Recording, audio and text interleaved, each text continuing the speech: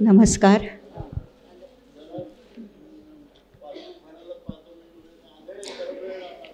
नमस्कार रसिक श्रोते हो. मिरज विद्यार्थी संघाच्या जागर मराठीचा या विशेष व्याख्यानमालेसाठी आपण सर्व इथे जमलेलो आहोत. सर्वांचे मी पहिल्यांदा स्वागत करते. सन्माननीय अतिथी माननीय डॉक्टर अविनाश आवलगावकर सर, कार्यक्रमाचे अध्यक्ष माननीय डॉक्टर BT कुरणे सर, संस्थेचे सर्व पदाधिकारी आणि आपण सर्व मान्यवर श्रोते हो, आपल्या सर्वांचं मी मिरज विद्यार्थी संघाच्या वतीने मनःपूर्वक स्वागत करते.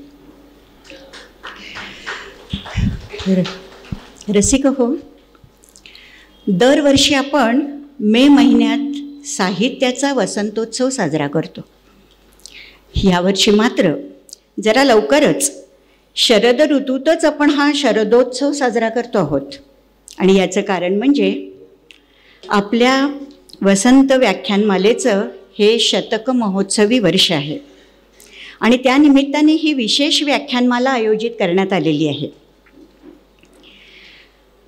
आपणा सर्व मराठी भाषिकांसाठी एक अतिशय आनंदाची आणि अभिमानाची गोष्ट अशी आहे की ह्या वर्षी मराठी भाषेला अभिजात भाषेचा दर्जा मिळाला आहे.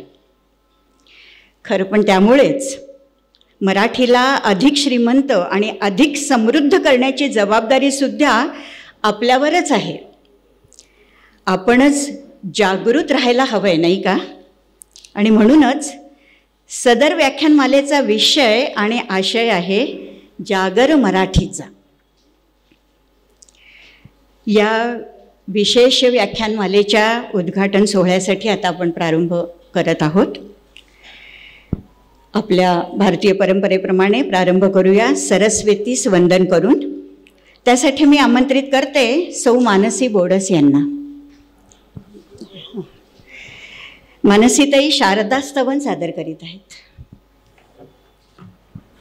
विधितनये शारदे कामदे, विधितनये शारदे कामदे, विश्व अखिल दुमदुमले, विश्व अखिल दुमदुमले, तव वीणा नादे, तव वीणा नादे, विधितनये शारदे कामदे, काव्या प्रतिभा प्रसाद, काव्या प्रतिभा प्रसाद, संगीता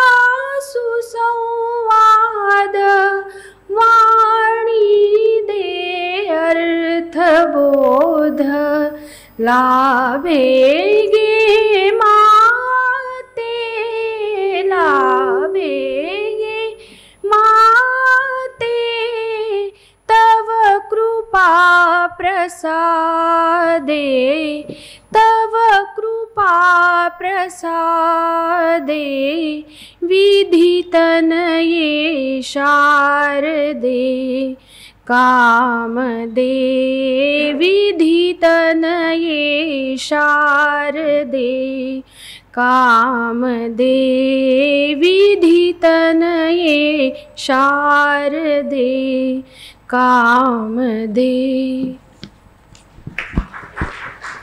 धन्यवाद मानसी. आणि छान संगीतमय वातावरणामध्ये आपली आता सुरुवात झालेली आहे. रसिक हो, जागर मराठीचा या विशेष व्याख्यानमालेच्या उद्घाटन समारंभामध्ये प्रमुख अतिथींचे स्वागत आणि प्रास्ताविक करत आहेत आपल्या संस्थेचे कार्यवाह श्रीयुत अशोक तुळपुळे सर.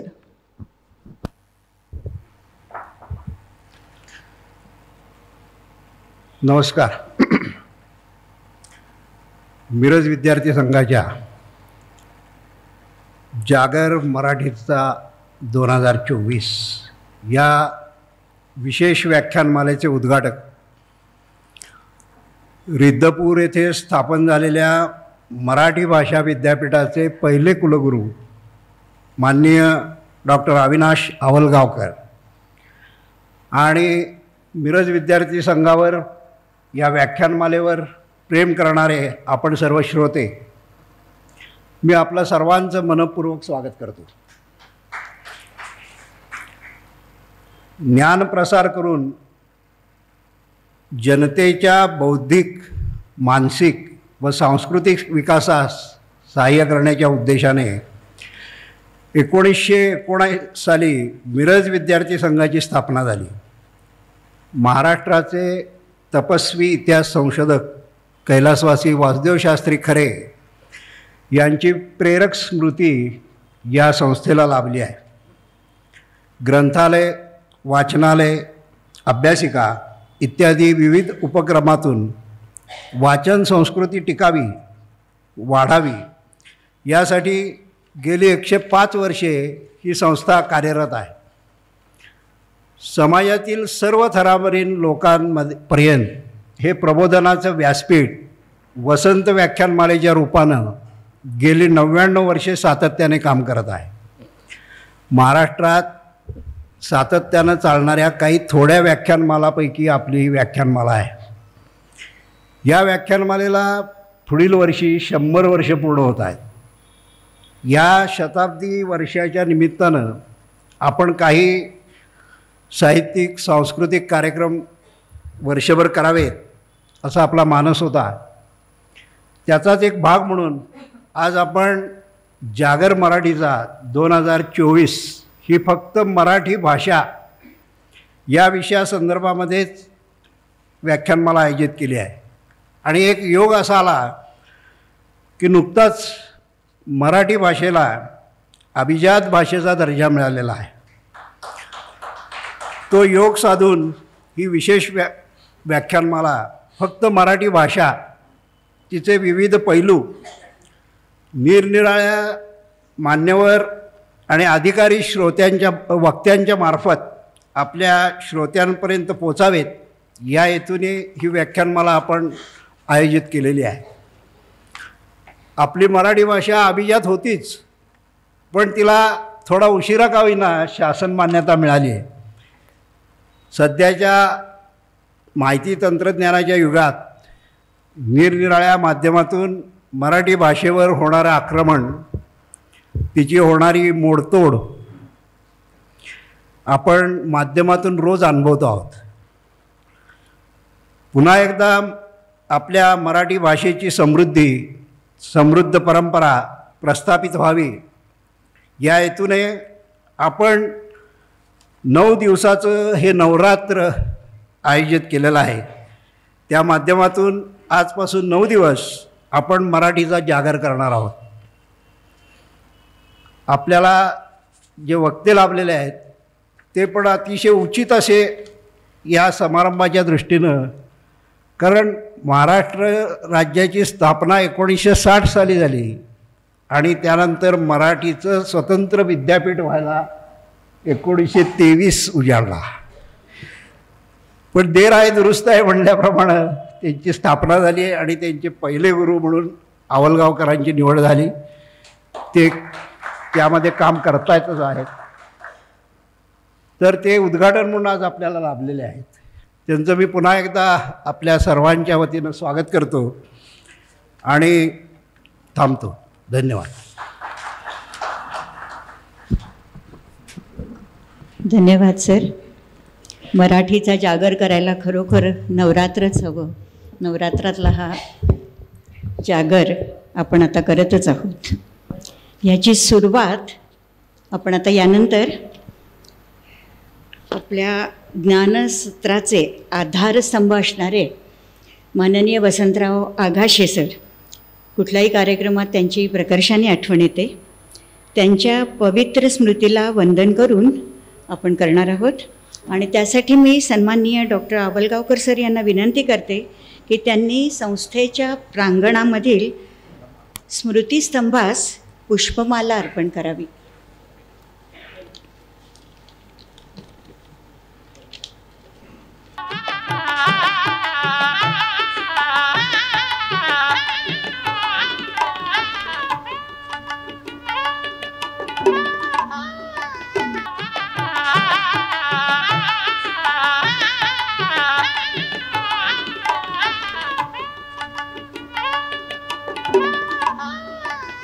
त्यामुळे या वास्तूत होणाऱ्या कोणत्याही कार्यक्रमात आगाशे सरांची आपल्याला प्राकर्षाने आठवण होते.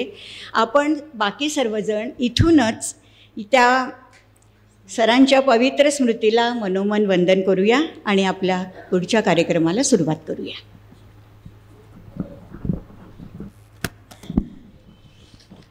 रसिक हो, आपल्या भारतीय संस्कृतीप्रमाणे आपल्या कार्यक्रमाची सुरुवात आपण दीपप्रज्वलन आणि सरस्वती पूजनानं करणार आहोत. मान्यवरांना विनंती की त्यांनी दीपप्रज्वलन, सरस्वती पूजन आणि कैलासवासी वासुदेव शास्त्री खरे यांच्या प्रतिमेला वंदन करून करावी. दीपप्रज्वलन आणि सरस्वती पूजन होत आहे. शुभम कुरुत्वा कल्याणम आरोग्यम सुखसंपदा द्वेषबुद्धी विनाशाय आत्मज्योती नमोस्तुते आत्मज्योती प्रदीप्ताय ब्रह्मज्योती नमोस्तुते. दीपप्रज्वलनानं छान सुरुवात झालेली आहे.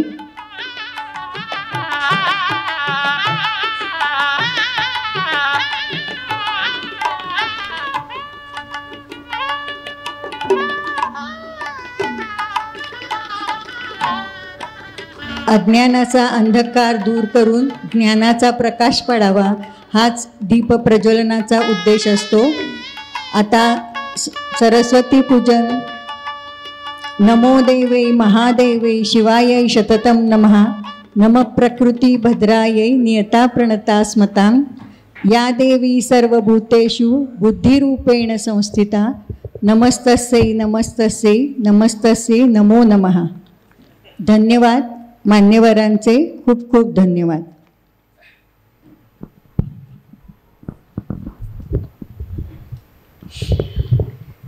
आपल्या सर्वांचा आज भाग्यशाली योग असा आहे की मराठी भाषेच्या पहिल्या विद्यापीठाचे पहिले कुलगुरू माननीय डॉक्टर आवलगावकर सर मराठीचा जागर करण्यासाठी उद्घाटक आणि वक्ते म्हणून आपल्याला लाभलेले आहेत. मी श्री विवेक वैद्य यांना विनंती करते की त्यांनी पाहुण्यांचा परिचय करून द्यावा.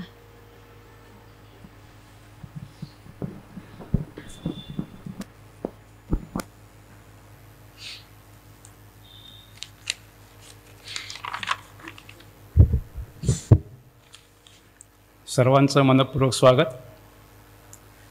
जागर मराठीचा या विशेष व्याख्यानमालेचं प्रथम व्याख्यान पुष्प गुंफण्यासाठी आज आपल्याला माननीय अविनाश वामन आवलगावकर सर हे मान्यवर वक्ते आपल्याला लाभलेले आहेत.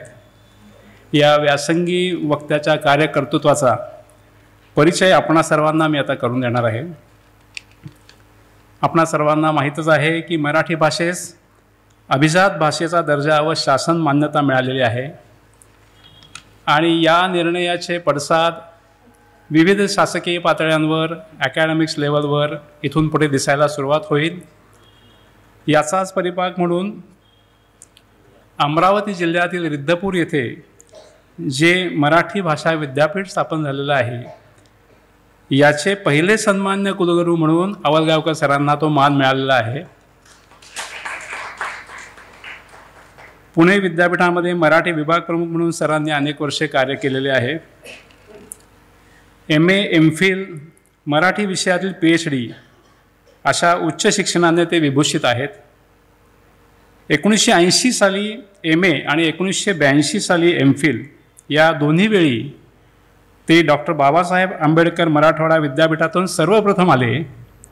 त्यांना त्याबद्दल कुलपतींचे सुवर्णपदक तसेच विविध पारितोषिके मिळालेली आहेत. अध्यापन क्षेत्रामध्ये 36 वर्षांची प्रदीर्घ अनुभवाची त्यांची कारकीर्द आहे. विभाग प्रमुख, अधिष्ठाता, कुलसचिव अशा विविध प्रशासकीय जबाबदाऱ्याही त्यांनी सांभाळलेल्या आहेत.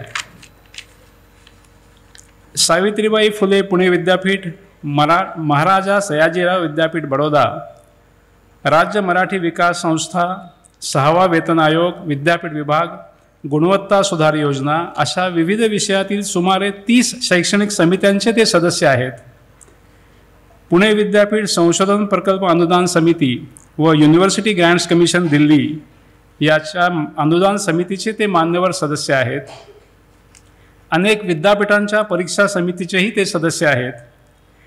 पुणे, मुंबई, गुलबर्गा, गोवा, बडोदा, वाराणसी, नांदेड अशा विविध नामांकित विद्यापीठांचे ते अभ्यास मंडळ सदस्य आहेत. त्यांच्या मार्गदर्शनाखाली आजवर 20 विद्यार्थ्यांनी PhD आणि 30 विद्यार्थ्यांनी MPhil ही पदवी मिळवलेली आहे. डॉक्टर आवलगावकर सरांनी संत साहित्य, वाङ्मय इतिहास व साहित्य समीक्षा या क्षेत्रामध्ये विशेष संशोधन केले आहे. 17पेक्षा अधिक ग्रंथांचे लेखन आणि संपादनाचे कार्य त्यांनी केलेले आहे. सांजवात, वळवळ, महानुभाव साहित्य शोध व समीक्षा आणि मराठी वाङ्मयाचा इतिहास, पुनर्लेखनाच्या दिशा या त्यांच्या महत्त्वपूर्ण साहित्यकृती आहेत. त्यांच्या लेखन कार्याबद्दल महाराष्ट्र शासन, विश्वभारती, महाराष्ट्र साहित्य परिषद, पुणे महानगरपालिका, सरोजिनी अकादमी, विदर्भ संशोधन मंडळ नागपूर अशा विविध संस्थांनी त्यांना पुरस्कारांनी गौरवलेले आहे. संशोधन क्षेत्रातील योगदानासाठी त्यांना संशोधन महर्षी हा पुरस्कारही मिळालेला आहे. त्यांनी अनेक लेख, शोधनिबंध लिहिलेले आहेत, ग्रंथांच्या समीक्षा केलेल्या आहेत. आकाशवाणीवर व इतरत्र त्यांची अनेक व्याख्याने जवळजवळ शतकी संख्येमध्ये आज अखेर झालेली आहेत. त्यांनी काव्यलेखनामध्येही विपुल साहित्य निर्माण केले आहे. त्यांनी लिहिलेल्या सांजवात आणि सांज बावरी हे कविता संग्रह सुप्रसिद्ध आहेत. त्यांच्या कवितांचा समावेश हा विद्यापीठांच्या पाठ्यक्रमामध्येही झालेला आहे. बुलढाणा व नागपूर येथे झालेल्या महानुभाव साहित्य संमेलनाचे अध्यक्षपद त्यांना 3 वेळा भूषवण्याचा आजपर्यंत योग आलेला आहे. अशा या उच्च विद्या विभूषित विद्वान आणि व्यासंगी अशा वक्त्याचे व्याख्यान ऐकण्याचा सुयोग आज मिरजनगरीमधील सुजाण आणि बहुश्रुत अशा श्रोतृवर्गास येतो आहे. हा एक विशेष योग आहे. माननीय प्राध्यापक अविनाश आवलगावकर सरांचे मी मनपूर्वक स्वागत करतो. सर्व श्रोतृवर्गाचेही हार्दिक स्वागत करतो आणि सरांच्या कार्याचा परिचय करून देण्याचे माझे कार्य पूर्ण करतो. धन्यवाद. धन्यवाद सर. खरोखर आज जागर मराठीचा या कार्यक्रमामध्ये आपल्याला अतिशय मौल्यवान आणखीन खूप थोर असे मराठीचे प्राचार्य लाभलेले आहेत.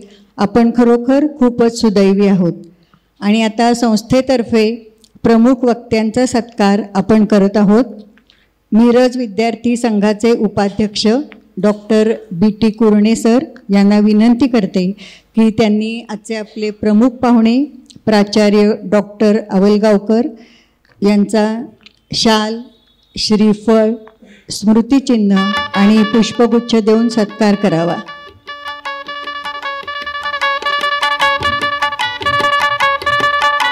संत साहित्याचे गाढे अभ्यासक यांचा यथोचित सत्कार होत आहे.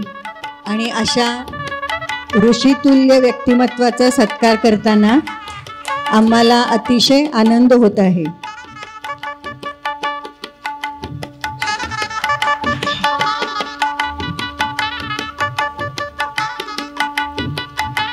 धन्यवाद सर आमचा सत्कार स्वीकारल्याबद्दल.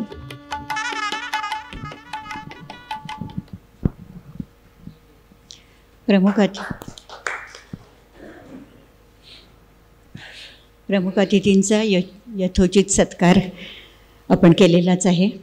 यानंतर आपल्या संस्थेचा आणखीन एक छोटासा पण अतिशय उचित असा उपक्रम मी सांगते आहे. आपल्याला माहितीच आहे आपली मिरज नगरी विविध क्षेत्रातल्या अतिशय नामवंत आणि विद्वान अशा नररत्नांची खाण आहे अक्षरशः. आणि त्यातीलच एक अनमोल रत्न म्हणजे महाराष्ट्राचे थोर इतिहास संशोधक, कवी आणि नाटककार कैलासवासी वासुदेव शास्त्री खरे, ज्यांच्या नावे आपली ही वास्तू आज उभी आहे. त्यांचे महान कार्य कालौघात विस्मृतीत जाऊ नये यासाठी आपल्या संस्थेने त्यांच्या एका चरित्र पुस्तिकेचं पुनर्मुद्रण केलेलं आहे की जे सर्वांना आपल्याला आता उपलब्ध होईल. या पुस्तिकेसंबंधी काही निवेदन करण्यासाठी मी श्री श्रीकांत कुलकर्णी सरांना विनंती करते.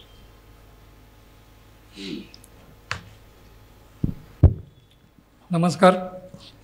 माननीय आवलगावकर सर, इतर मान्यवर आणि श्रोते हो, आज आपण इथे एक छोटासा एका पुस्तिकेच्या पुनर्मुद्रण प्रकाशनाचा कार्यक्रम घेतो आहे. आपल्याला माहिती आहे की कैलासवासी वासुदेव शास्त्री खरे एक खूप थोर इतिहास संशोधक होते. मराठ्यांच्या इतिहासात किंवा इतर ऐतिहासिक साधने असे त्यांचे विविध ग्रंथ प्रकाशित झालेत. एक अत्यंत साक्षेपी इतिहास संशोधक म्हणून त्यांची ख्याती महाराष्ट्रामध्ये आहे. मराठी साहित्यामध्ये त्यांनी इतिहास संशोधन केलं, काव्यलेखन केलं, नाट्यलेखन केलं. त्यांची काही काव्य प्रसिद्ध आहेत, नाटकं प्रसिद्ध आहेत, पण त्यांचं मूळ कार्य हे इतिहास संशोधनाचं होतं. मराठ्यांच्या इतिहास संशोधनाचं काम त्यांनी अत्यंत निष्ठेनं प्रयत्नपूर्वक केलं. वासुदेव शास्त्री खरे हे मिरजेचे रहिवासी होते. आपल्या इथल्या मिरजा स्कूलमध्ये ते अनेक वर्ष शिक्षक होते. 1858 ते 1924 हा वासुदेव शास्त्रींचा कालखंड होता. आपण हे जे खरे मंदिर बघतो हे मिरज विद्यार्थी संघानं आपलं हे जे खरे वाचनालय आहे ते कैलासवासी वासुदेव शास्त्री खरे यांच्या स्मृती प्रित्यर्थच हे वाचनालय आहे.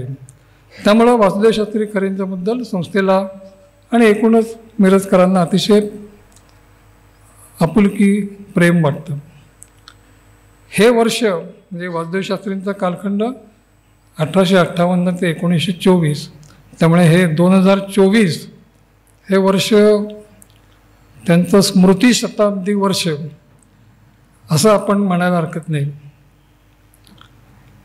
त्यावेळी वासुदेव शास्त्री खरेंच्या संबंधी म्हणजे मिरज विद्यार्थी संघानं साधारणतः काही वर्षापूर्वी मिरज विद्यार्थी संघ ग्रंथमाला ही एक योजना सुरू केली होती आणि त्या ग्रंथमालेच्या योजनेअंतर्गत काही दुर्मिळ अशी लेख किंवा काही पुस्तिका प्रकाशित करावं असं त्यावेळी आयोजन केलं होतं.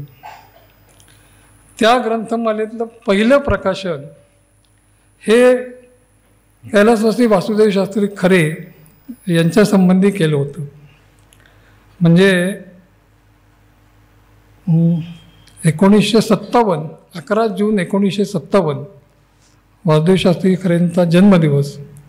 ह्या दिवशी मिरज विद्यार्थी संघानं त्यावेळी एक पुस्तिका प्रकाशित केली होती.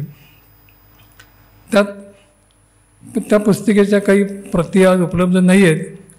त्यामुळं आम्ही असं ठरवलं की त्या पुस्तिकेचं पुनर्मुद्रण करून पुनर्प्रकाशन करावं, म्हणून आज या निमित्तानं ही पुस्तिका पुनर्मुद्रण करून आपण पुनर्प्रकाशित करीत आहोत. आता या पुस्तिकेमध्ये जर आपण बघितलं तर वासुदेव शास्त्री खरेंचा एक लेख आहे. म्हणजे कैलासवासी तात्यासाहेब केळकर यांनी एक मराठी व इंग्रज या नावाचा ग्रंथ लिहिला आहे आणि त्या ग्रंथाचा उपोद्घात इतिहास डिंडलिमाचा शोध या नावानं वासुदेव शास्त्री खरेंनी केला आहे आणि तो लेख या पुस्तिकेमध्ये आपण घेतलेला आहे, त्यावेळी घेतलेला होता. आणि त्या लेखामध्ये एकूणच मराठ्यांचा इतिहास आणि त्यासंबंधी वासुदेव शास्त्रींची निरीक्षणं, मतं हे अतिशय व्यवस्थित रीतीने मांडलेली आहेत. तर हा एक लेख त्यामध्ये आहे. त्याचबरोबर कैलासवासी यन केळकर इतिहास संशोधक होते. कैलासवासी नची केळकर यांचे ते सुपुत्र. तर त्यांचं 1956 साली मिरज विद्यार्थी संघामध्ये वासुदेव शास्त्री खरेंच्यावरचं एक व्याख्यान झालं होतं. अतिशय सुंदर व्याख्यान.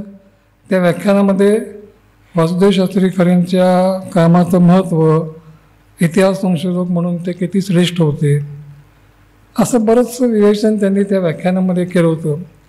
तर ते व्याख्यान आपण लेखरूपानं या पुस्तिकेमध्ये त्यावेळी जे घेतलेलं होतं ते त्या पुस्तिकेमध्ये आहे. त्याचबरोबर वासुदेव शास्त्री खरेंचा जीवनपट, वासुदेव शास्त्री खरेंची ग्रंथसंपदा याची माहिती, वासुदेव शास्त्री खरेंच्याबद्दल मराठीतल्या विविध इतिहासकारांनी लिहिलेले अभिप्राय आणि या पुस्तिकेला कैलासवासी वि स खांडेकर यांनी प्रस्तावना लिहिलेली होती. अशी ही पुस्तिका 11 जून 1957 रोजी मिरज विद्यार्थी संघानं मिरज विद्यार्थी संघ ग्रंथमाला या योजनेअंतर्गत प्रकाशित केली होती. आज त्याच्या काही प्रती उपलब्ध नाहीत, म्हणजे आमच्याकडेच काही 4-5 प्रती असतील. त्यामुळं या पुस्तिकेचं पुनर्मुद्रण करावं या उद्देशानं शब्दशः ती पुस्तिका त्यातला एका अक्षराचाही बदल न करता आम्ही पुनर्मुद्रण केलेलं आहे. आणि आज मला आनंद होतो की वासुदेव शास्त्रींचं स्मृती शताब्दी वर्षही आहे.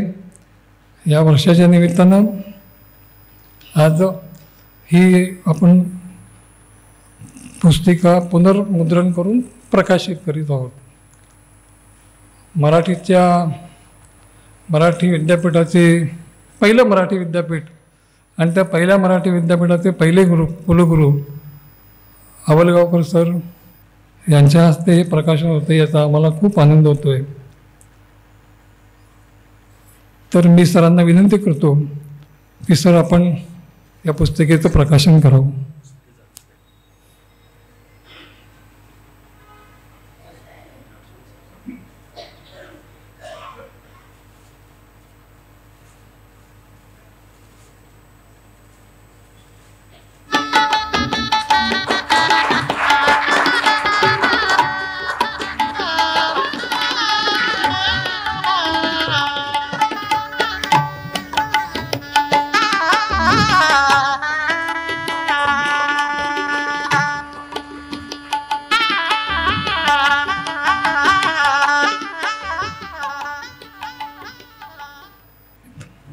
या पुस्तिकेचं स्वागत मूल्य ₹75 असं आहे. परंतु या व्याख्यानमालेच्या काळात, म्हणजे आजपासून आपण जी 9 दिवस व्याख्यानमाला घेतो आहे, या व्याख्यानमालेच्या काळामध्ये सवलतीमध्ये ही पुस्तिका आपल्याला ₹50 उपलब्ध करून द्यायची व्यवस्था आपण केली आहे. तर आपणही त्याचा लाभ घ्यावा. मी आपले आजचे प्रमुख पाहुणे प्राचार्य डॉक्टर आवलगावकर सरांना विनंती करते की त्यांनी व्याख्यानमालेचे उद्घाटन झाले आहे आणि पुस्तिकेचे प्रकाशन झाले आहे असे कृपया उद्घोषित करा. कृपया आपण व्याख्यानाच्या वेळेला केलं तरी चालेल. आणि आता आपण आजचे आपले प्रमुख पाहुणे यांना विनंती करते की त्यांनी आपले व्याख्यान आमच्या रसिक श्रोत्यांसमोर सादर करावे.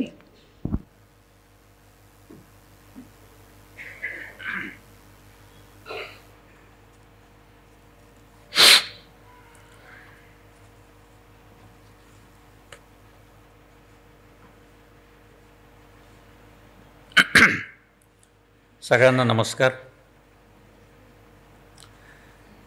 मिरज विद्यार्थी संघाच्या वतीने आयोजित करण्यात आलेल्या जागर मराठीचा या व्याख्यानमालेचं उद्घाटन झालेलं आहे असं मी प्रारंभी जाहीर करतो. आणि त्याचबरोबर काही वासुदेव शास्त्री खरे यांच्या या पुस्तिकेचंही प्रकाशन झालेलं आहे हेही जाहीर करतो. आणि मला दिलेल्या नियोजित विषयाकडे मी वळण्याचा प्रयत्न करतो. खरं म्हणजे मी विशेषतः तुळपुळे साहेबांचे आणि त्यांच्या सर्व कार्यकारी मंडळाचे मी मनापासून आभार व्यक्त करतो प्रारंभीच, की त्यांनी अनेक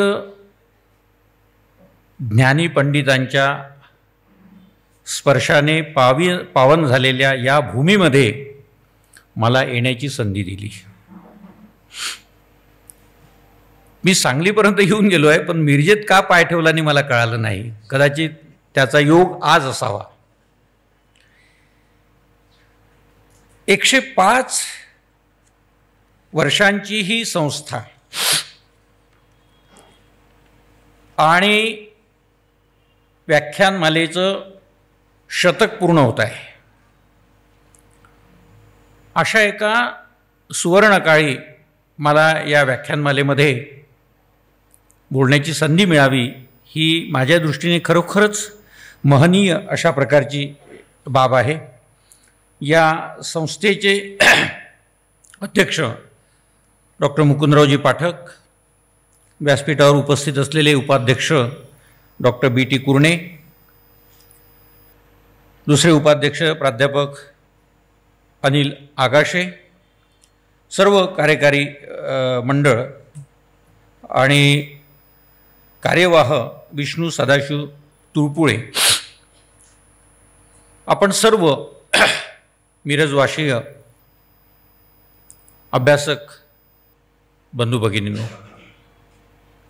मी प्रारंभी आनंद व्यक्त करत होतो यासाठी की पुण्यातही एवढी गर्दी पाहायला मिळत नाही, ज्याला मराठी भाषेचं आणि मराठी संस्कृतीचं माहेरघर म्हटलं जातं.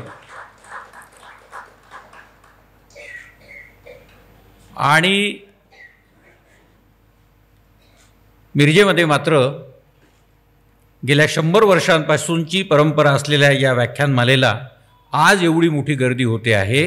जुन्या काळामध्ये किती मोठी गर्दी होत असणार याचा मी केवळ एक मनामध्ये विचार करतो आहे. आज होते याचा आनंद यासाठी की अलीकडची पिढी जी मोबाईलच्या मागे लागलेली आहे, ज्यांना बोलायला वेळ नाही आणि ऐकायला वेळ नाही, त्या काळामध्ये इतकी गर्दी व्हावी ही खरोखरच कोणत्याही वक्त्याच्या दृष्टीने एक आनंदाची बाब आहे. आणि म्हणून माणसाला आनंद लपवता येत नाही, तो आनंद मी आधीच व्यक्त केला. मित्रहो, या पुस्तिकेचं प्रकाशन माझ्या हस्ते व्हावं हे सौभाग्यही मला इथे प्राप्त झालेलं आहे. खरं म्हणजे वासुदेव शास्त्री खरे हे एक महाराष्ट्रातले थोर कवी म्हणून गणल्या गेलेले आहेत, इतिहास संशोधक म्हणून गणल्या गेलेले आहेत, नाटककार म्हणून गणल्या गेलेले आहेत. आणि आपल्या असं लक्षात येईल की त्यांच्या अनेक ग्रंथांचा उल्लेखही या पुस्तिकेमध्ये करण्यात आलेला आहे. या पुस्तिकेचं 3 गोष्टींनी महत्त्व आहे. एक म्हणजे आत्ता कुलकर्णी सरांनी सांगितल्याप्रमाणे की तात्यासाहेब केळकरांच्या पुस्तकाला लिहिलेला उपोद्घात म्हणजे प्रारंभीचा भाग, ज्याला आपण प्रस्तावना वगैरे म्हणतो अशा स्वरूपाचा. दुसरा भाग म्हणजे तात्यासाहेब केळकरांनी वासुदेव शास्त्री खऱ्यांवर केलेलं भाषण. आणि तिसरा भाग म्हणजे इतिहासाचार्य राजवाडेंनी लिहिलेली प्रस्तावना. हे सगळेच इतिहासाचे अभ्यासक एखाद्या पुस्तिकेमध्ये यावे किंवा एखाद्या विशेष ग्रंथामध्ये यावं हे अधिक आनंदाचं आहे. मला या पुस्तकाच्या दृष्टीने काही 1-2 गोष्टींवर भर टाकायचं म्हणजे लक्ष केंद्रित करायचं आहे. म्हणजे हा काळ केव्हाचा आहे तुम्ही लक्षात घ्या, वासुदेव शास्त्री खऱ्यांचा, की ज्या काळामध्ये टिळक, महात्मा गांधी वगैरे हे सगळी जी पार्श्वभूमी आहे इंग्रजांची, त्या काळातलं वातावरण, त्या काळातली मराठी भाषा, त्या काळातली मराठी संस्कृती याचं एक उत्तम दिग्दर्शन हे या पुस्तिकेमधून होत आहे. एवढंच नव्हे तर प्रस्तावना कशी लिहावी एखाद्या ग्रंथाला किंवा एखाद्या ग्रंथाबद्दलचं मार्मिक भाष्य कसं असावं याचं देखील उत्तम उदाहरण हे या पुस्तिकेच्या माध्यमातून पाहायला मिळतं. आज आपल्याकडे प्रस्तावना लिहिल्या जातात, पण प्रस्तावना ही तोंड बघून लिहिली जाणारी गोष्ट आहे असं चित्र आज आपल्याला पाहायला मिळतं. पण एखाद्या ग्रंथासंबंधीचं भाष्य करीत असताना ते अधिक अर्थपूर्ण व्हावं, चिंतनशील स्वरूपाचं व्हावं, मार्गदर्शक स्वरूपाचं व्हावं आणि त्या विषयाच्या अनेक गोष्टी त्यातून उद्धृत व्हाव्या आणि जेणेकरून पुढच्या पिढीला, पुढच्या अभ्यासकांना काही एक दृष्टी मिळावी. एवढा मोठा व्यापक दृष्टिकोन हा त्या काळामधल्या लेखकांकडे लेखकांच्या जवळ असायचा. याचा एक उत्तम म्हणून तुम्हाला नमुना म्हणून मी यातलेच काही उदाहरणं वाचून दाखवतो. म्हणजे किती स्पष्टता असावी विचारांमध्ये, जी वासुदेव शास्त्री खरे यांच्या विचारांमध्ये आहे. त्यांनी असं लिहिलं आहे की सन 1818 साली मराठी राज्य नष्ट झाले हे म्हणणे खरे नाही, कारण अजूनसुद्धा 2-2.5 कोटी रुपये उत्पन्नाचे मराठी राज्य आहेच, परंतु त्या राज्याला आता कोणी शिवशाहीचा भाग म्हणून म्हणत नसून तो ब्रिटिश साम्राज्याचा एक घुटकावयव आहे. शब्द बघा, भाषा बघा आणि त्यातून व्यक्त होणारी खंत बघा. पेशवाई बुडाल्यामुळे पुष्कळ श्रीमंत घराणी धुळीस मिळाली, हजारो लोकांचे अन्न गेले, ही वाईट गोष्ट झाली हे खरे, परंतु नागपूरचे राज्य खालसा झाले त्यापेक्षा पेशवाई नष्ट झाली या गोष्टीला अधिक किंमत देता येत नाही. विचारांची किती स्पष्टता असावी हे शिकण्यासारखं आहे. पृष्ठ क्रमांक 26 वरचा एक मगाशी मी ही पुस्तिका चाळता माझ्या लक्षात आले की ही मुद्दाम याचा मी उल्लेख करतोय की शिंदे व भोसले यास इंग्रजांशी लढण्याचा प्रसंग आला तेव्हा त्यांनी होळकरास सामील करून घेण्याविषयी यत्न करण्याची पराकाष्ठा केली, तथापि त्यावेळी तो त्यास अनुकूल झाला नाही. लढाईचा तमाशा पाहत स्वस्थ राहिला, पण पुढच्याच वर्षी इंग्रजांच्या लढाईची पाळी एकट्या होळकरांवर येऊन बेतली तेव्हा तो संकटात पडला. मित्रहो, या एखाद्या छोट्याशा परीक्षण वजा लेखनातून, समीक्षा वजा लेखनातून देखील इतिहासाचे अनेक संदर्भ उलगडावे, ही जी लेखनाची कला आहे, ही लेखनाची कला वासुदेव शास्त्री खरे यांच्या या छोट्याशा निबंधामध्ये सुद्धा आपल्याला पाहायला मिळते. आणि म्हणून अशा प्रकारच्या इतिहासाचार्यांना मी प्रारंभी अभिवादन करतो आणि मग मी माझ्या नियोजित विषयाकडे वळतो. खरं म्हणजे मिरज ही संस्कृतीची पंढरी आहे असं म्हटलं तर ती काही माझ्याकडनं चूक झाली असं होणार नाही, कारण संस्कृताच्या वारशापासून तर नाट्य परंपरेच्या वारशापर्यंतचा एक मोठा इतिहास मिरज सांगली या परिसराला लाभलेला आहे. या वास्तूमध्ये मी मगाशी जो आनंद व्यक्त केला तो या दृष्टीने की अगदी महात्मा गांधी, सावरकर असे अनेक महापुरुष या वास्तूमध्ये येऊन गेले, या खरे मंदिरामध्ये येऊन गेलेत, ज्याचा पुरावा वरच्या ग्रंथालयामध्ये अजून आहे. आणि ते पाहत असताना मला एक महत्त्वाचं जाणवलं की आलेल्या लोकांकडून अभिप्राय लिहून घेतले जात असतात. आपण बरेचदा वेगवेगळ्या संस्थांमध्ये जातो, महाविद्यालयांमध्ये जातो आणि त्या ठिकाणी सहजपणे अभिप्रायाचं बुक आपल्याकडे दिलं जातं आणि आपण त्यावर काही एक भावना आपल्या व्यक्त करीत जातो. पण त्याचं मूल्य हे शतकानंतरच्या पिढ्यांना कळायला लागतं. आणि म्हणून म्हणजे सावरकरांचं हस्ताक्षर पाहताना देखील मला असं अस्वस्थ झालं होतं की आपल्याला सावरकर पाहता आले नाही, पण त्यांचं हस्ताक्षर मुळातलं पाहता आलं किंवा त्यांची भावना लक्षात घेता आली आणि त्याचा आनंद हा नकळतपणे माझ्या डोळ्यातून तरळून गेला मगाशी. मित्रहो, तेव्हा अशा या पावनभूमीमध्ये आज मी उभा आहे आणि त्याचा आनंद मला खरोखरच मनापासून व्यक्त करावासा वाटला. संयोजकांशी जेव्हा चर्चा झाली तेव्हा त्यांनी मला हा विषय दिला होता की मराठी भाषा आणि संत साहित्य, तोच विषय घेऊन बोलतोय, पण त्याला एक वेगळं नामकरण करावं असं माझ्या नंतर लक्षात आलं अभ्यासांती चिंतन करताना की मराठी संतांचं भाषाभान. तीच भावना ही माझ्या आजच्या व्याख्यानामधून व्यक्त होईल. खरं म्हणजे मगाशी उल्लेख केल्याप्रमाणे मराठी भाषा विद्यापीठ हे 2023मध्ये जाहीर झालं 2024मध्ये मराठी भाषा विद्यापीठाची कार्यवाही सुरू झाली खऱ्या अर्थाने, आणि लागोपाठच मराठी भाषेला अभिजात भाषेचा दर्जा प्राप्त झाला. शंतनू बसून घ्या ना, मला बरं वाटेल आणखी तुम्ही बसलात तर. म्हणजे उभं राहण्याचं काही कारण नाही ना, काही कामासाठी होत नाही. तर मराठी माणसाला दिवाळी साजरी केल्यासारखा आनंद झाला हे अनेकदा जाणवलं. म्हणजे कित्येकांनी तर माझं अभिनंदन केलं या भाषेमध्ये की तुमचा पायगुण चांगला आहे. आता माझा पायगुण काय हे मलाच माहिती नाही अजून, पण त्यांना तो जाणवला. हे भावना कशा पद्धतीने व्यक्त केल्या जातात माणसांच्या वगैरे. मलाही आनंद झाला की एका पाठोपाठ अशा घटना घडल्या. आणि मला पत्रकारांनी नंतर फोन करून बातमी देण्यासाठी वगैरे वगैरे सुरू केलं. त्यावेळेला मी माझ्या भावना फक्त व्यक्त केल्या. त्या भावना मी आजही इथे व्यक्त करतो आहे. तो आनंद आपल्याला झाला, जसं देवेंद्रजी म्हणतायत ना की सत्ता मिळाली, इतक्या बहुसंख्येने मिळाली, पण त्याचबरोबर जबाबदारीचं भान असणंही आवश्यक आहे. ही जी भावना आहे तीच भावना मराठी भाषेच्या संदर्भामध्ये मला त्या दिवशी व्यक्त करावीशी वाटली आणि मी ती केली. की मराठी भाषा विद्यापीठ सुरू झालं आहे.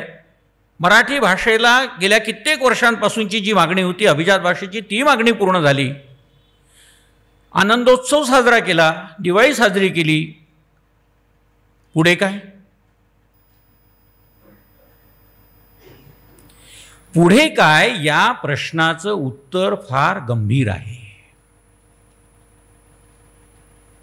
फार महत्त्वाचं आहे. की मराठी भाषेकडे अजून आपण लक्ष देण्याची गरज आहे. मी मगाशी आनंद व्यक्त केला एवढी मोठी संख्या पाहू, पण एवढ्या संख्येने प्रश्न मिटणार नाही आहे. मी जे बोलतो आहे ते अख्ख्या महाराष्ट्रातल्या अख्ख्या मराठी माणसासाठी बोलतो आहे की मराठी भाषेचं जतन करायचं असेल, मराठी भाषा वृद्धिंगत करायची असेल, मराठी भाषा ही प्रत्येक माणसाच्या अंतःकरणामध्ये राहावी असं वाटत असेल, तर मला मराठी भाषेचा इतिहास, मराठी भाषेचं अस्तित्व, मराठी भाषेचं सौंदर्य हे मला जपायला पाहिजे. त्यासाठी मी इंग्रजी भाषेपासून दूर जावं असं म्हणणार नाही. कोणत्याच भाषेपासून दूर जाण्याची गरज नाही आहे, पण मातृभाषेवर जेव्हा प्रेम करीत असतो तेव्हा दुसरं काही सांगण्याची गरजच पडत नाही आहे. आणि म्हणून प्रेम करायचंच असेल तर पहिल्यांदा मातृभाषेवर करा आणि मग इतर भाषांवर प्रेम करायला तुम्हाला कोणीही मनाई केलेली नाही, ती करा. कारण इतर भाषांमधलं साहित्य, इतर भाषांमधली संस्कृती ही जर आपल्याला समाजामध्ये लक्षात घ्यायची असेल तर त्यासाठी आपल्याला इतर भाषांचंही ज्ञान आवश्यक आहे. पण आपण संस्कृती शिकतो का? इंग्रजी भाषेचा, इंग्रजी साहित्याचा आपण वारेमाप अभ्यास करतो नाही, याच्यातला भाग नाही आहे. पण इंग्रजांची संस्कृती आज आपण अजूनही शिकलो आहोत असं मला वाटत नाही आहे. केवळ वस्त्र प्रावरण वापरण्याच्या व्यतिरिक्त आपण सूटबुटात आलो, पण इंग्रजी भाषेतून स्रवणारी संस्कृती मात्र आपण आत्मसात केली नाही. हे मला प्रकर्षाने आणखी का जाणवलं माहिती आहे का? म्हणजे मी आधीपासून हे म्हणत आलो आहे की आगरकरांचं म्हणणं हे कुठेतरी ऐकायला पाहिजे होतं आणि आणखी काही वर्ष का होईना इंग्रजांना या देशात राहू द्यायला पाहिजे होतं. कारण वस्त्र घेऊन भागत नाही आहे, विचार घेण्याची गरज आहे. आपण वस्त्र घेतले पण विचार घेतले नाहीत. मी मागच्या 3-4 महिन्यापूर्वी इंग्लंडमध्ये 20 दिवस होतो. हे सांगण्याचं कारण एवढं आहे की तिथली मी संस्कृती पाहिली. कधीही कुठे रस्त्यावर थुंकणारा माणूस मला 20 दिवसात दिसला नाही. कधीही चालणाऱ्या माणसाला ओलांडून वाहन पुढे गेलेलं मी कधी पाहिलेलं नाही आहे. 20 दिवसामध्ये कुठल्याही चौकामध्ये पोलीस बघितला नाही आहे.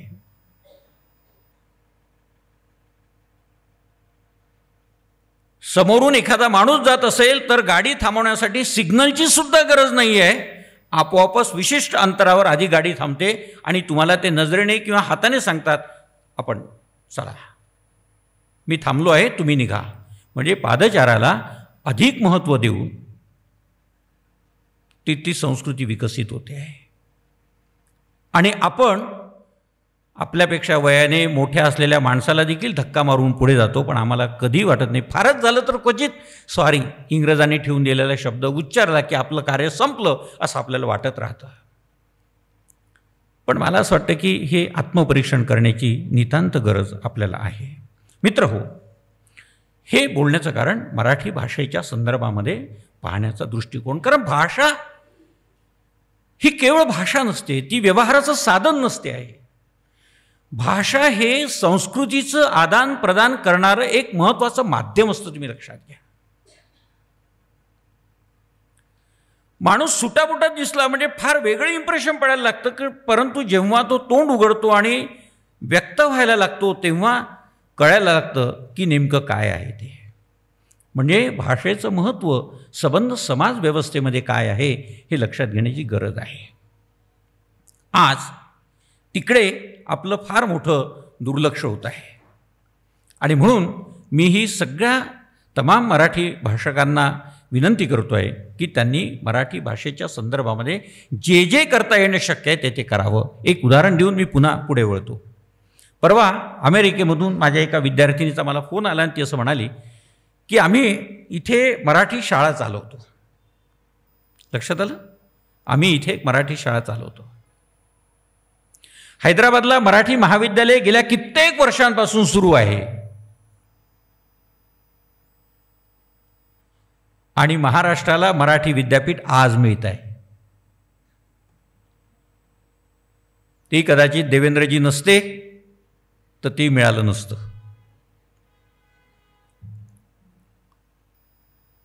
हा फरक तुम्ही लक्षात घ्या. म्हणजे हैदराबाद सारख्या परप्रांतामध्ये, म्हणजे मराठी भाषक नसलेल्या प्रांतामध्ये मराठी महाविद्यालय गेल्या कित्येक वर्षांपासून कंटिन्यू सुरू आहे, सातत्याने सुरू आहे. आणि महाराष्ट्रामध्ये मराठी भाषेचं विद्यापीठ नसावं ही दुःखाची गोष्ट होती. इतके वर्ष स्वातंत्र्य मिळालं पण आम्हाला भाषेचं विद्यापीठ मिळालं नाही. पुणे विद्यापीठ हे मराठी भाषेचं विद्यापीठ व्हावं म्हणून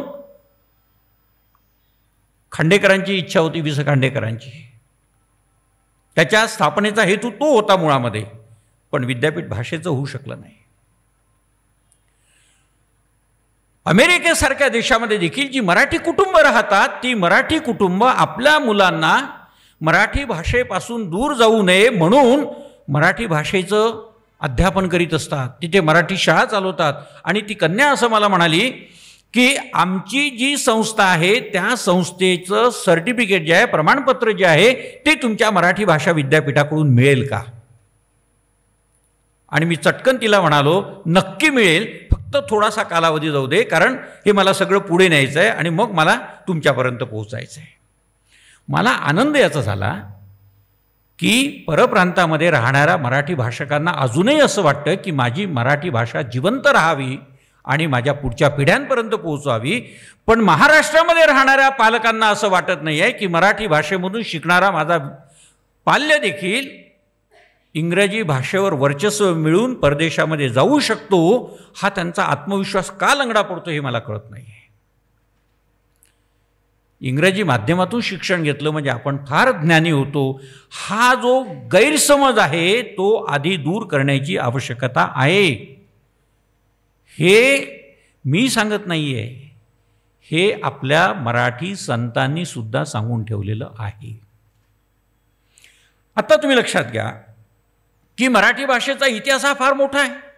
आता अभिजात भाषेचा दर्जा मिळाला म्हणून ते पुन्हा सिद्ध करण्याची गरज नाही, तो भाग तेवढा मी वगळतो आणि पुढे जातो. कारण ताम्रपटांमध्ये, शिलालेखांमध्ये, अनेक जुन्या संस्कृत ग्रंथांमध्ये मराठी भाषेचे अनेक संदर्भ येऊन गेलेले आहेत आणि त्या संदर्भामुळे मराठी भाषा ही फार जुनी आहे. 2000 वर्षांची तिला परंपरा हे आता सिद्धच झालेलं आहे. त्यानंतर आपल्याला असं लक्षात येत आहे की मराठी भाषेविषयीची चिंता वाहणारे लोकही खूप आहेत. आता मराठी भाषा शिल्लक राहणार नाही, इंग्रजीने फार मोठं आक्रमण केलेलं आहे. आक्रमण केलं ह्यात काही शंका नाही आहे, पण भाषा संपेल वगैरे असं नाही आहे.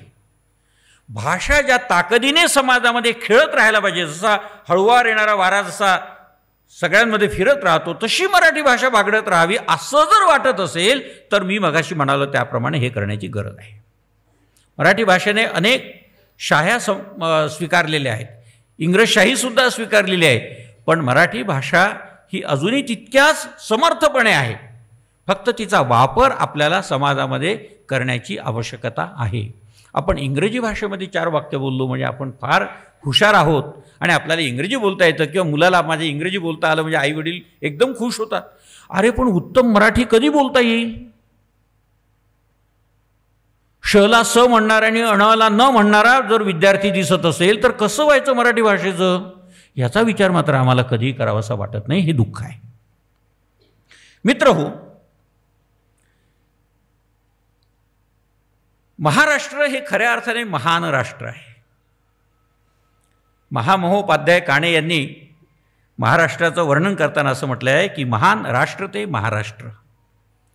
पण त्याच्याही आधी 13व्या शतकामध्ये महानुभाव साहित्यामध्ये एक संदर्भ फार महत्त्वाचा आला आहे. तो किती लोकांना माहिती आहे मला माहीत नाही. महंत राष्ट्र मनवनी महाराष्ट्र. महंत राष्ट्र मनवनी महाराष्ट्र. महंत म्हणजे श्रेष्ठ,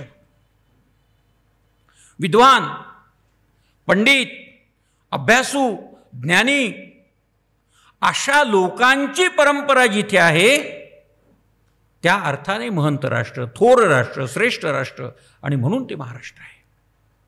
या महाराष्ट्रामध्ये अनेक संतांनी मराठी भाषेचं संगोपन केलंय. आणि आणखी एक तुम्हाला सांगू का, खऱ्या अर्थाने मराठी भाषा जर कोणी समृद्ध केली असेल आणि जिवंत ठेवली असेल ना तर ती संतांनी ठेवलेली आहे.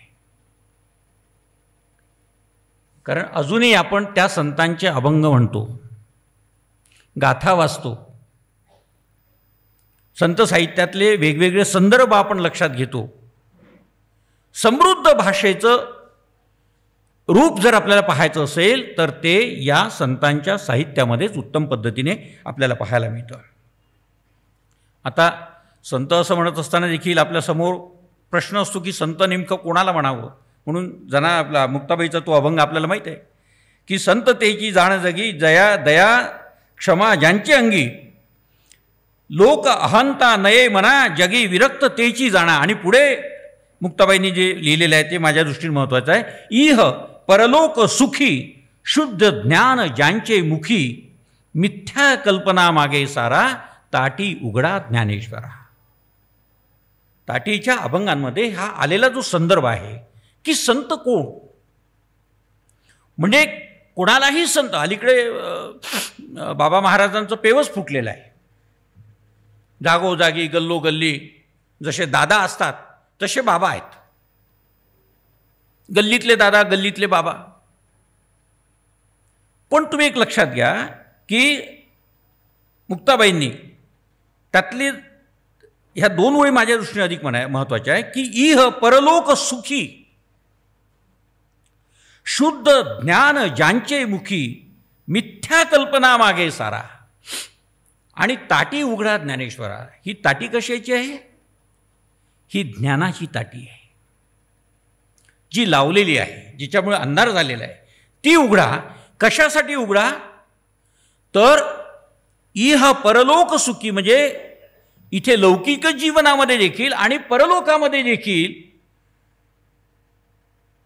ज्याला वैभव प्राप्त होऊ शकेल असं ज्ञान देण्याची गरज आहे. शुद्ध ज्ञान. काय म्हटलेलं आहे? शुद्ध ज्ञान. ज्ञान आणि शुद्ध ज्ञान यातला फरक काय असू शकतो हे मुक्ताबाईच्या या विवेचनातून लक्षात येतं. ज्ञान म्हणजे सगळं सामान्य ज्ञान कोणते असू शकतं, पण शुद्ध ज्ञान इहलोकीचे आणि परलोकीचे असणारे.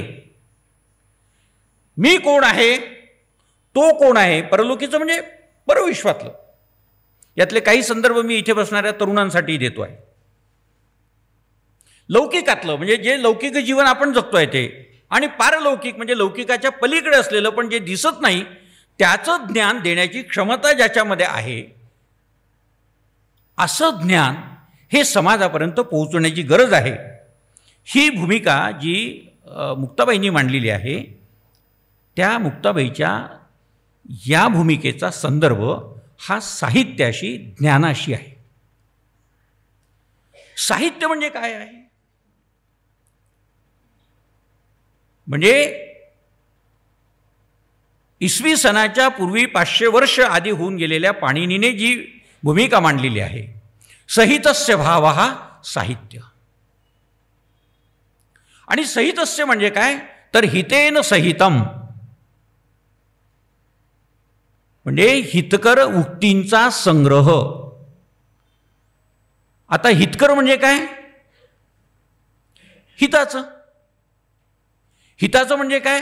माझ्या जीवनामध्ये उपयोगी पडणारं, माझ्या हिताचं जे ज्ञान आहे ते ज्ञान ज्याच्यामध्ये मांडलं जातं ते साहित्य. म्हणून मी मगाशी म्हणालो की मुक्ताबाईची ही ओवी ही सहितस्य भाव हा साहित्य या संकल्पनेशी नातं सांगणारी आहे. तेव्हा आपल्या असं लक्षात येतं की मराठी संतांनी भाषिक क्रांती केली. क्रांती कोणत्या अर्थाने? तर आपल्याकडची जी ज्ञान परंपरा आहे ती संस्कृत ज्ञान परंपरा आहे.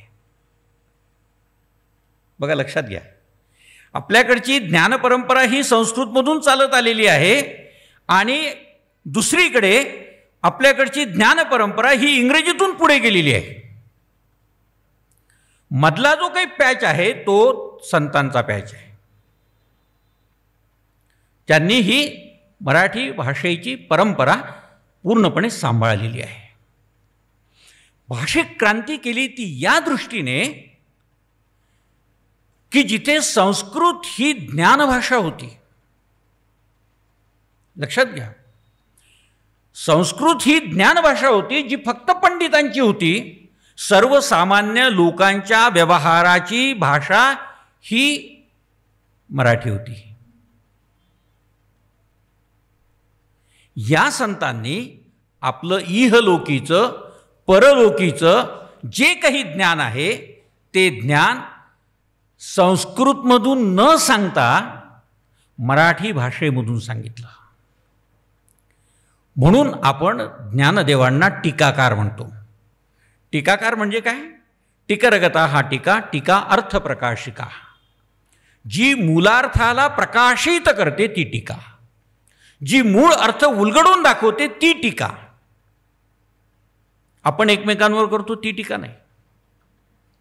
मूलार्थाला प्रकाशात आणते ती टीका, मूळार्थ समजावून सांगते ती टीका. ज्ञानेश्वरांनी संस्कृतमध्ये लिहिलेल्या गीतेवर भाष्य केलं आणि ती गीता सर्वसामान्यांना कळेल अशा पद्धतीने सांगितली. आणि तरीही आज आपण काय म्हणतो? ज्ञानेश्वरी कळत नाही. बरोबर आहे ना? 800 वर्षापूर्वी त्या भाषेमध्ये लिहिल्या गेलेली साहित्यकृती त्या काळाचं सांस्कृतिक अपत्य आहे. ती या काळातल्या लोकांना समजून घेण्यासाठी थोडा प्रयास करावाच लागेल ना. ज्ञानेश्वरांनी कष्ट सहन केलेच ना. ज्ञानेश्वरांच्या लेखकुने सुद्धा कष्ट सहन केलेच ना. तुम्ही थोडे कष्ट सहन करा आणि ज्ञानेश्वरी समजून घ्या. आणि मग बघा निखळ आनंद साहित्याचा काय मिळत होतो, निखळ आनंद भाषेचा काय मिळत होतो. आपल्या असं लक्षात येईल की मराठी भाषेचा विकास खऱ्या अर्थाने संत साहित्यातूनच झालेला आहे. म्हणून मी मगाशी तुम्हाला म्हणालो की मी मराठी संतांचं भाषाभान या अँगलनी बोलणार आहे, या दृष्टीने बोलणार आहे की संतांचं भाषिक अस्तित्व काय होतं, भाषिक व्यक्तिमत्व काय होतं. म्हणजे एक तर संत साहित्यातून मराठी भाषेचा विकास झाला, किंवा दुसरं आणखी महत्त्वाचं साधन म्हणजे लोकसाहित्याने मराठी भाषा जतन करून ठेवली. म्हणजे मी मराठी लोकगीतांची परंपरा बघा, मराठी लोककथेची परंपरा बघा.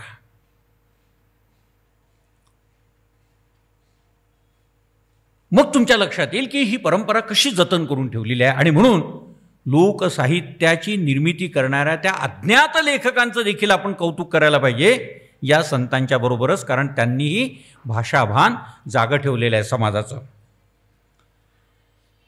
यामध्ये आणखी मी एक महत्त्वाचा उल्लेख करेल तो असा की ज्ञानदेवांनी जशी मराठी भाषा संस्कृतमधून भाष्य करून मराठीला एक सौंदर्य लेणं प्राप्त करून दिलं, त्याचप्रमाणे मराठी भाषेचा ज्ञानदेवांच्या आधी पहिल्यांदा जर कोणी कैवार घेतला असेल तर तो महानुभाव संप्रदायाच्या संतांनी घेतलेला आहे. म्हणजे पहिली महत्त्वाची गोष्ट की स्वामी चक्रधर जे या महानुभाव संप्रदायाचे प्रवर्तक मानले जातात, जे गुजरातमधून महाराष्ट्रामध्ये येतात आणि मराठी अनावर बोलती म्हणून ज्यांचा उल्लेख होतो, त्यांनी आपलं संबंध तत्वज्ञान जे गीतारूपच आहे ते सगळं तत्वज्ञान कशातून सांगितलं? मराठी भाषेमधून सांगितलं. जेव्हा त्यांना माईमभट्टांसारखा, म्हणजे माईमभट्ट हे मराठीतले आद्य चरित्रकार आहेत ज्यांनी लीळाचरित्र हा ग्रंथ लिहिला. हे चरित्रकार जेव्हा माईमभट्ट जेव्हा स्वामी चक्रधरांना भेटायला आले तेव्हा ते त्यांच्या इगोइझममध्ये होते. ज्ञानाचा अहमपणा असतो ना, तसा तो माईमभट्टांजवळ होता. आणि त्यांना त्यांच्या सासऱ्याने सांगितलं होतं की ते अतिशय विद्वान आहे, पंडित आहे. यांना असं वाटायचं की महाराष्ट्रामध्ये माझ्याशिवाय दुसरा पंडितच नाही, आणि होतेच ते पंडित. पण जेव्हा ते स्वामींपर्यंत पोहोचले तेव्हा त्यांच्या डोक्यात असं होतं की ते असं बोलतील संस्कृतमधून तर मी असं बोलेल संस्कृतमधून, आणि 7 कळिकांचं ज्ञान असलेलं संस्कृत त्यांना येत होतं. पण जेव्हा स्वामी चक्रधरांच्या समोर बसले तेव्हा ते मराठीतून बोलायला लागले, संस्कृतमधून बोलायला लागले आणि मराठीतूनही बोलायला लागले. आणि मग त्यांच्या लक्षात आलं की नाही, हे काही वेगळं व्यक्तिमत्व आहे. तो भाग आपण बाजूला ठेवूया. पण मराठी भाषेमधून पहिल्यांदा संबंध तत्वज्ञान हे महाराष्ट्राला त्यांनी दिलं आणि ज्ञानभाषा मराठी केली. म्हणजे मराठी भाषेचं पहिलं सिंहासन हे महानुभावांनी मराठीला दिलं, ज्ञानभाषेचं, आणि वारकरी संप्रदायाच्या संतांनी दिलेलं आहे. आणि म्हणून या संतांची महती आपल्याला लक्षात घ्यायला पाहिजे. आणि स्वामी चक्रधरांचे शिष्य नागदेवाचार्य यांच्यासोबत जेव्हा त्यांचे शिष्य परिवार जेव्हा संस्कृतमधून चर्चा करायचे तेव्हा ते म्हणायचे, तुमचा अस्मात कस्मात मी नेणेगा. म्हणजे संस्कृतला त्यांनी अस्मात कस्मात म्हणून टाकलेलं आहे. तुमचा अस्मात कस्मात मी नेणेगा, माझं श्री चक्रधरे निरूपिली मराठी तियासीची पुसा. संस्कृत भाषेचा एक ज्ञानी पंडित हा या पद्धतीने बोलतोय, तुम्ही लक्षात घ्या. ज्या काळामध्ये संस्कृतचं पांडित्य दाखवणं ही काळाची गरज होती, जशी आज आपण इंग्रजीचं पांडित्य दाखवणं काळाची गरज आहे असं समजायला लागलो आहे नाही. त्या काळामध्ये संस्कृत भाषेला कसपटासमान समजून मी संस्कृत भाषेमधून उत्तर देणार नाही, मला मराठी भाषेत विचारा, असं म्हणणारे नागदेवाचार्य याच महाराष्ट्रामध्ये होते. आणि पुढे आपल्या असं लक्षात येईल की आज संस्कृतचं अस्तित्व काय आहे तुम्ही लक्षात घ्या. संस्कृतला मी कमी लेखतो असं नाही आहे. संस्कृत ही मोठी ज्ञानपरंपरा आहे. पण सकाळी 7-5च्या बातम्यांच्या पलीकडे आपलं संस्कृत जात नाही, ते तेवढं टिकून आहे आपल्याकडे. आणि दुसरी दुःखाची गोष्ट म्हणजे संस्कृत भाषासुद्धा इंग्रजीमधून शिकवली जाते. अनेक विद्यापीठांमध्ये संस्कृत विभाग आहेत, तिथे जाऊन विचारा की संस्कृत तुम्ही कसं शिकवता, तर ते सरळ सांगतात आम्ही इंग्रजीमधून शिकवतो. एका भाषेचं शिक्षण देण्यासाठी दुसऱ्या भाषेची कुबडी वापरावी, याच्यासारखं दुःख दुसरं कोणतंही असू शकत नाही. मित्र हो, मराठीवर ही पाळी येऊ देऊ नका. तेव्हा संतांचं भाषिक भान हे विलक्षण होतं हे लक्षात येत आहे. मुळामध्ये संत साहित्य याबद्दलच आपण नीट लक्षात घेण्याची गरज आहे. अनेकांचा गैरसमज असा आहे की संत साहित्य म्हणजे केवळ अध्यात्म. आता अध्यात्म हा अर्थसुद्धा फार वेगळ्या अर्थाने आहे. अध्यात्मामध्ये आत्म्याबद्दलचं ज्ञान जिथे दिलं जातं ते अध्यात्म आहे. स्वतःच्या अस्तित्वाबद्दलचं, म्हणून मुक्ताबाईचा मी पुन्हा उल्लेख करतो की इहलोकाचं आणि परलोकीचं ज्ञान जिथे दिलं जातं ते अध्यात्म आहे. पण याचा अर्थ अध्यात्म म्हणजे अंधश्रद्धा आहे असं नाही. दुर्दैवाने आम्ही संतांना अंधश्रद्धेमध्ये नेऊन ठेवलेलं आहे. हे आपलं महनीय कार्य आहे.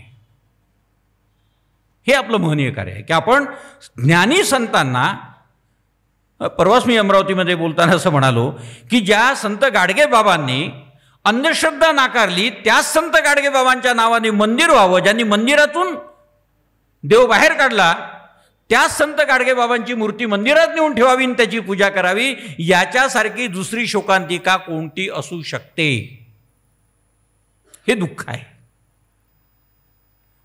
तेव्हा अंधश्रद्धा आणि श्रद्धा याच्यामधला फरक नेमका काय आहे हे संतांनी सांगितलेलं आहे. संतांनी कधीही, तुम्ही तुकाराम महाराजांच्या गाथा वाचा, तुम्ही नामदेवांचे अभंग वाचा, त्यांनी कधीही या दुबळ्या मनोवृत्तीला स्वीकारलेलं नाही. आणि दुर्दैवाने आपण मात्र त्यांचे भक्त म्हणून त्या संतांना या दुबळ्या मनोवृत्तीमध्ये आणून ठेवतो. याचं मला प्रचंड दुःख होत असतं मित्र. ज्यांचा वारसा आणि वसा ज्ञानाचा आहे, त्या ज्ञानाच्या वारशाला आपण अंधश्रद्धेमध्ये का लोटतो हे मला अद्यापही कळालेलं नाही आहे. जे सूर्यप्रकाशा इतकं सत्य आहे. आणि मग होतं काय माहिती आहे का? होतं हे की आमच्याकडची एक बुद्धिमंतांची लाट अशी आहे की जी संतांकडे पाहत असताना केवळ अंधश्रद्धेच्या अंगाने पाहत असतात. जे इतिहासाचार्य राजवाड्यांनी जे एक वक्तव्य केलेलं आहे ते आपल्या सगळ्यांना माहीत असेल की संत म्हणजे टाळबुडवे. संत टाळबुडवे नाही आहे, पण संतांची पुढची जी पिढी आज वावरते ना ती मात्र टाळबुडवी आहे. एवढं लक्षात ठेवायला पाहिजे. संतांनी तुम्हाला जागं केलंय, संतांनी तुम्हाला विवेक शिकवला, संतांनी तुम्हाला विचार शिकवला आणि तो विचार मराठी भाषेतून शिकवला. बुडती हे जन पाहावेन डोळा ही जी जाणीव होती, या जाणीवेतून या संतांच्या साहित्याची निर्मिती होते आहे हे आपण कदापिही लक्षात घेत नाही. हे माझं दुःख आहे. म्हणून तुम्ही लक्षात घ्या, आईन्स्टाईनने असं म्हटलेलं आहे की science without religion is lame and religion without science is blind. धर्मविरहित विज्ञान हे पांगळं असतं. धर्मविरहित विज्ञान हे पांगळं असतं आणि विज्ञानरहित धर्म हा आंधळा असतो. आपल्याकडे तेच चाललेलं आहे. म्हणून धर्मामध्ये विज्ञान नाही का? धर्मशास्त्रामध्ये विज्ञान आहे. दुर्दैव हे की विज्ञान दिसत नाही. आमच्याकडचा एक संदर्भ तुम्हाला देतोय मी. डॉक्टर संजय ढोले हे मोठे विज्ञान कथालेखक आहेत, जे आमच्या पदार्थ विज्ञान विभागामध्ये प्रोफेसर म्हणून काम करतात. अनेक कथा लिहिल्या त्यांनी. त्यांचा एक कथासंग्रह वाचत असताना माझ्या असं लक्षात आलं की काही दिवसांपूर्वी मरण पावलेला मनुष्य एका विशिष्ट व्यवस्थेमध्ये तो अजूनही जिवंत होता. आणि ती कथा मी रात्री वाचल्यानंतर दुसऱ्या दिवशी पहिल्यांदा, ते माझे मित्र आहेत, मी त्यांना भेटलो आणि त्यांना विचारलं, म्हटलं हे खरं आहे? तर म्हणाले हो.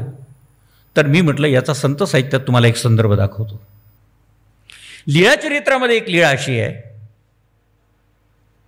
रावेर नावाचं गाव आहे नांदेडजवळ, आणि तिथली एक स्त्री जी स्वामी चक्रधरांना रोज भिक्षा वाढायची. एक दिवस भिक्षेला स्वामी गेल्यानंतर तिचे पतिराज म्हणाले की जीजी आता तुम्हाला कोण भिक्षा वाढेल? तुम्हाला भिक्षा वाढणारी गेली. स्वामी म्हणाले चला. आणि नदीच्या किनारी शरीर ठेवलेलं होतं, अंगावर वस्त्र होतं. स्वामी गेले, तिथे बसले आणि बाईंच्या अंगावरून हात फिरवला आणि म्हणाले, बाई उठा, तुम्हा येथ एक भिक्षा वाढणे असे. बाई उठा, तुम्हाला अजून आम्हाला एक भिक्षा वाढायची आहे. इतके दिवसपर्यंत तुम्ही आम्हाला भिक्षा वाढली, पण अजून एक भिक्षा राहिलेली आहे, ती वाढा, उठा. आणि बाई उठून बसल्या.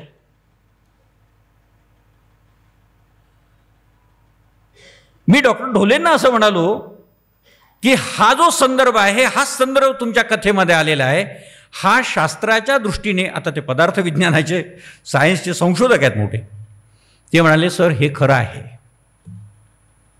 हे खरं आहे. म्हणजे तुम्ही लक्षात घ्या की संत साहित्यामध्ये विज्ञान नाही असं नाही आहे, पण आपल्याला ते ज्ञानाच्या दृष्टीने पाहता येत नाही, आपण त्याकडे चमत्काराच्या दृष्टीने पाहतो. अभंग तरले, आता खरं म्हणजे पाण्यावर वह्या तरू शकत नाहीत का? तरू शकतात, कारण त्याचं वजन हलकं असतं. एवढी मोठी नाव जर तरल्या जाते तर एक वही तरू शकणार नाही, ती तरली. काय चमत्कार आहे ना? अरे चमत्कार नाही आहे, वस्तुस्थिती आहे. आणि दुसरी महत्त्वाची गोष्ट, अभंग या शब्दाचा अर्थच असा आहे की जे कधी भंगतच नाही आहे. जो जनमनाच्या हृदयामध्ये बसून आहे तो अभंग. ही जी एक सांस्कृतिक व्यवस्था आहे ही तुम्ही लक्षात घ्या. आणि म्हणून आईन्स्टाईनची भूमिका इथे मला सांगावीशी वाटली. आता संतांनी काय केलं? संतांनी जीवनचिंतन केलंच, पण भाषा चिंतनही केलं. असं म्हणतात की वक्ता केवळ ज्ञानी असून चालत नाही, त्याला विचार उत्तम पद्धतीने मांडताही आले पाहिजे. आज शिक्षक किती आहेत? शिक्षक या शब्दाच्या व्याख्येप्रमाणे पाहायला गेलात तर किती शिक्षक आहेत? मला शिक्षकाची नोकरी मिळाली म्हणून मी शिक्षक होतो असं नाही. शिक्षकासाठी विचारांची गरज आहे आणि विचारांबरोबर अभिव्यक्तीची गरज आहे. नाटक उत्तम लिहिणं हे जितकं महत्त्वाचं आहे तितकंच नाटकाचं सादरीकरण करणं हेही महत्त्वाचं आहे. कारण शब्द आणि त्याची अभिव्यक्ती जेव्हा उत्तम पद्धतीने होत असते तेव्हा भाषिक सौंदर्य जन्माला येत असतं.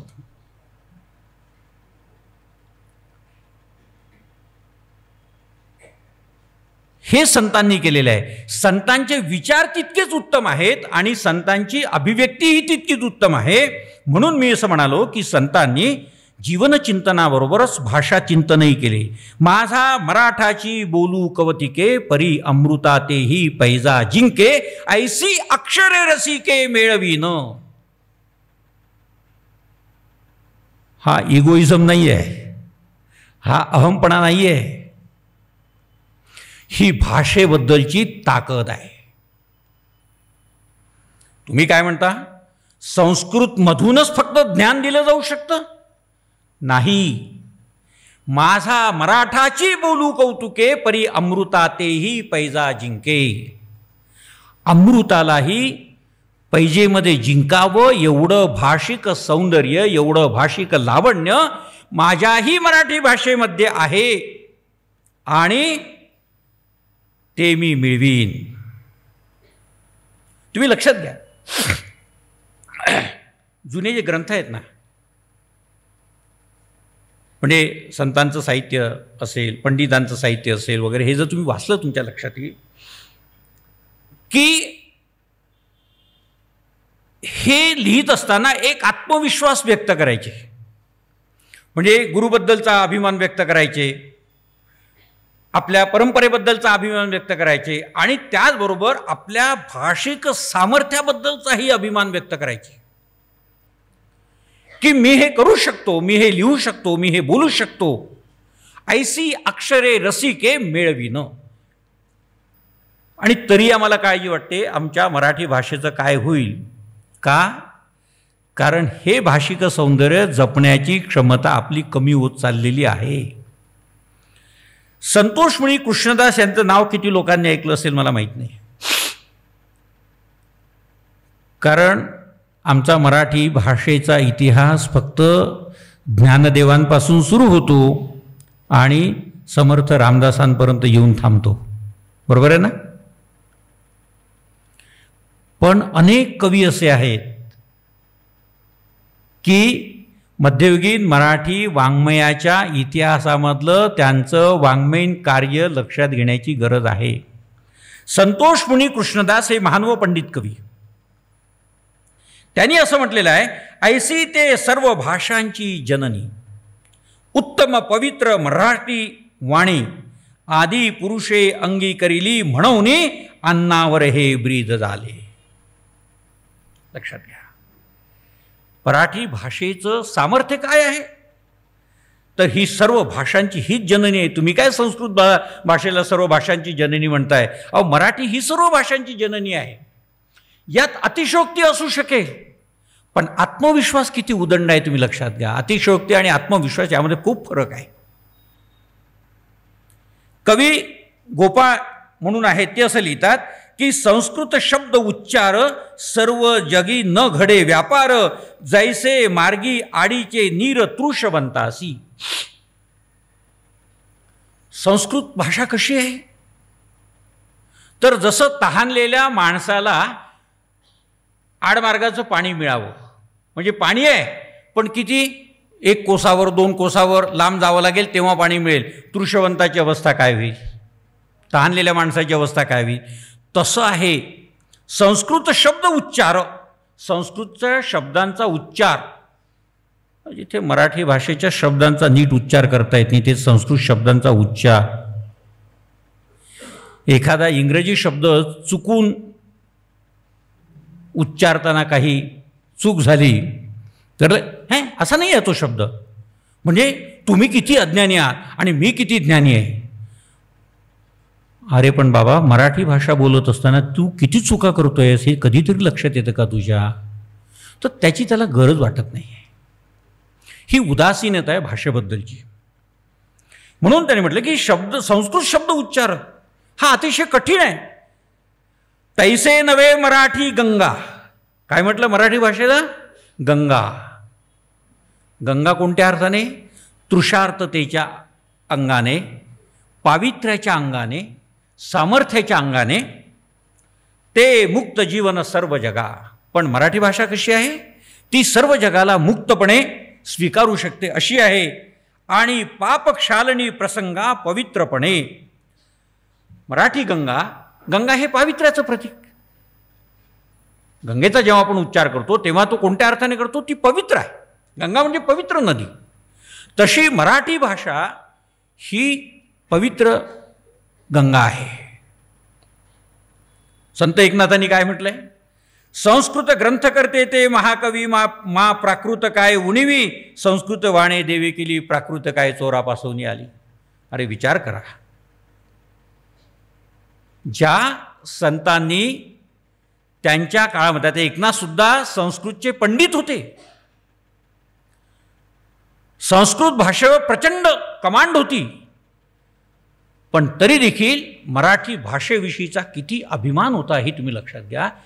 हे मी वारंवार यासाठी सांगतो आहे की यांनी मराठीबद्दल एवढं सगळं केलं याचं मला कौतुक नाही आहे, पण यांची परंपरा संस्कृतची होती, ज्ञानाची परंपरा संस्कृतची होती. ग्रंथ लेखन त्या काळामध्ये संस्कृतमध्ये होत होतं. सभेमध्ये बसायचं असेल तर संस्कृत यायला पाहिजे ही जाणीव त्या काळामध्ये होती. आणि अशाही काळामध्ये माय मराठीवर एवढं अस्तित्व आपलं आहे हे सिद्ध करायचं, एवढा अभिमान दाखवायचा. नुसती सुरेश भटांची ती कविता, आम्ही बोलतो मराठी, आम्ही बोलतो मराठी, असं म्हणून नाही होत. या मराठी भाषेच्या अस्तित्वासाठी आणि तिच्या संवर्धनासाठी जर मला काही करता आलं तर मी माझ्या अभिजात भाषेचा सांभाळ करू शकेल, ही भावना प्रत्येकाच्या मनामध्ये जागी व्हायला पाहिजे. 17व्या शतकामध्ये ख्रिस्त पुराण लिहिणाऱ्या फादर स्टीफन्सने देखील असं म्हटलं आहे की जैसी पुष्पा माझी पुष्प मोगरी, की परिमळा माझी कस्तुरी, तैसी भाषा माझी साजिरी मराठिया. पुष्पा माझी,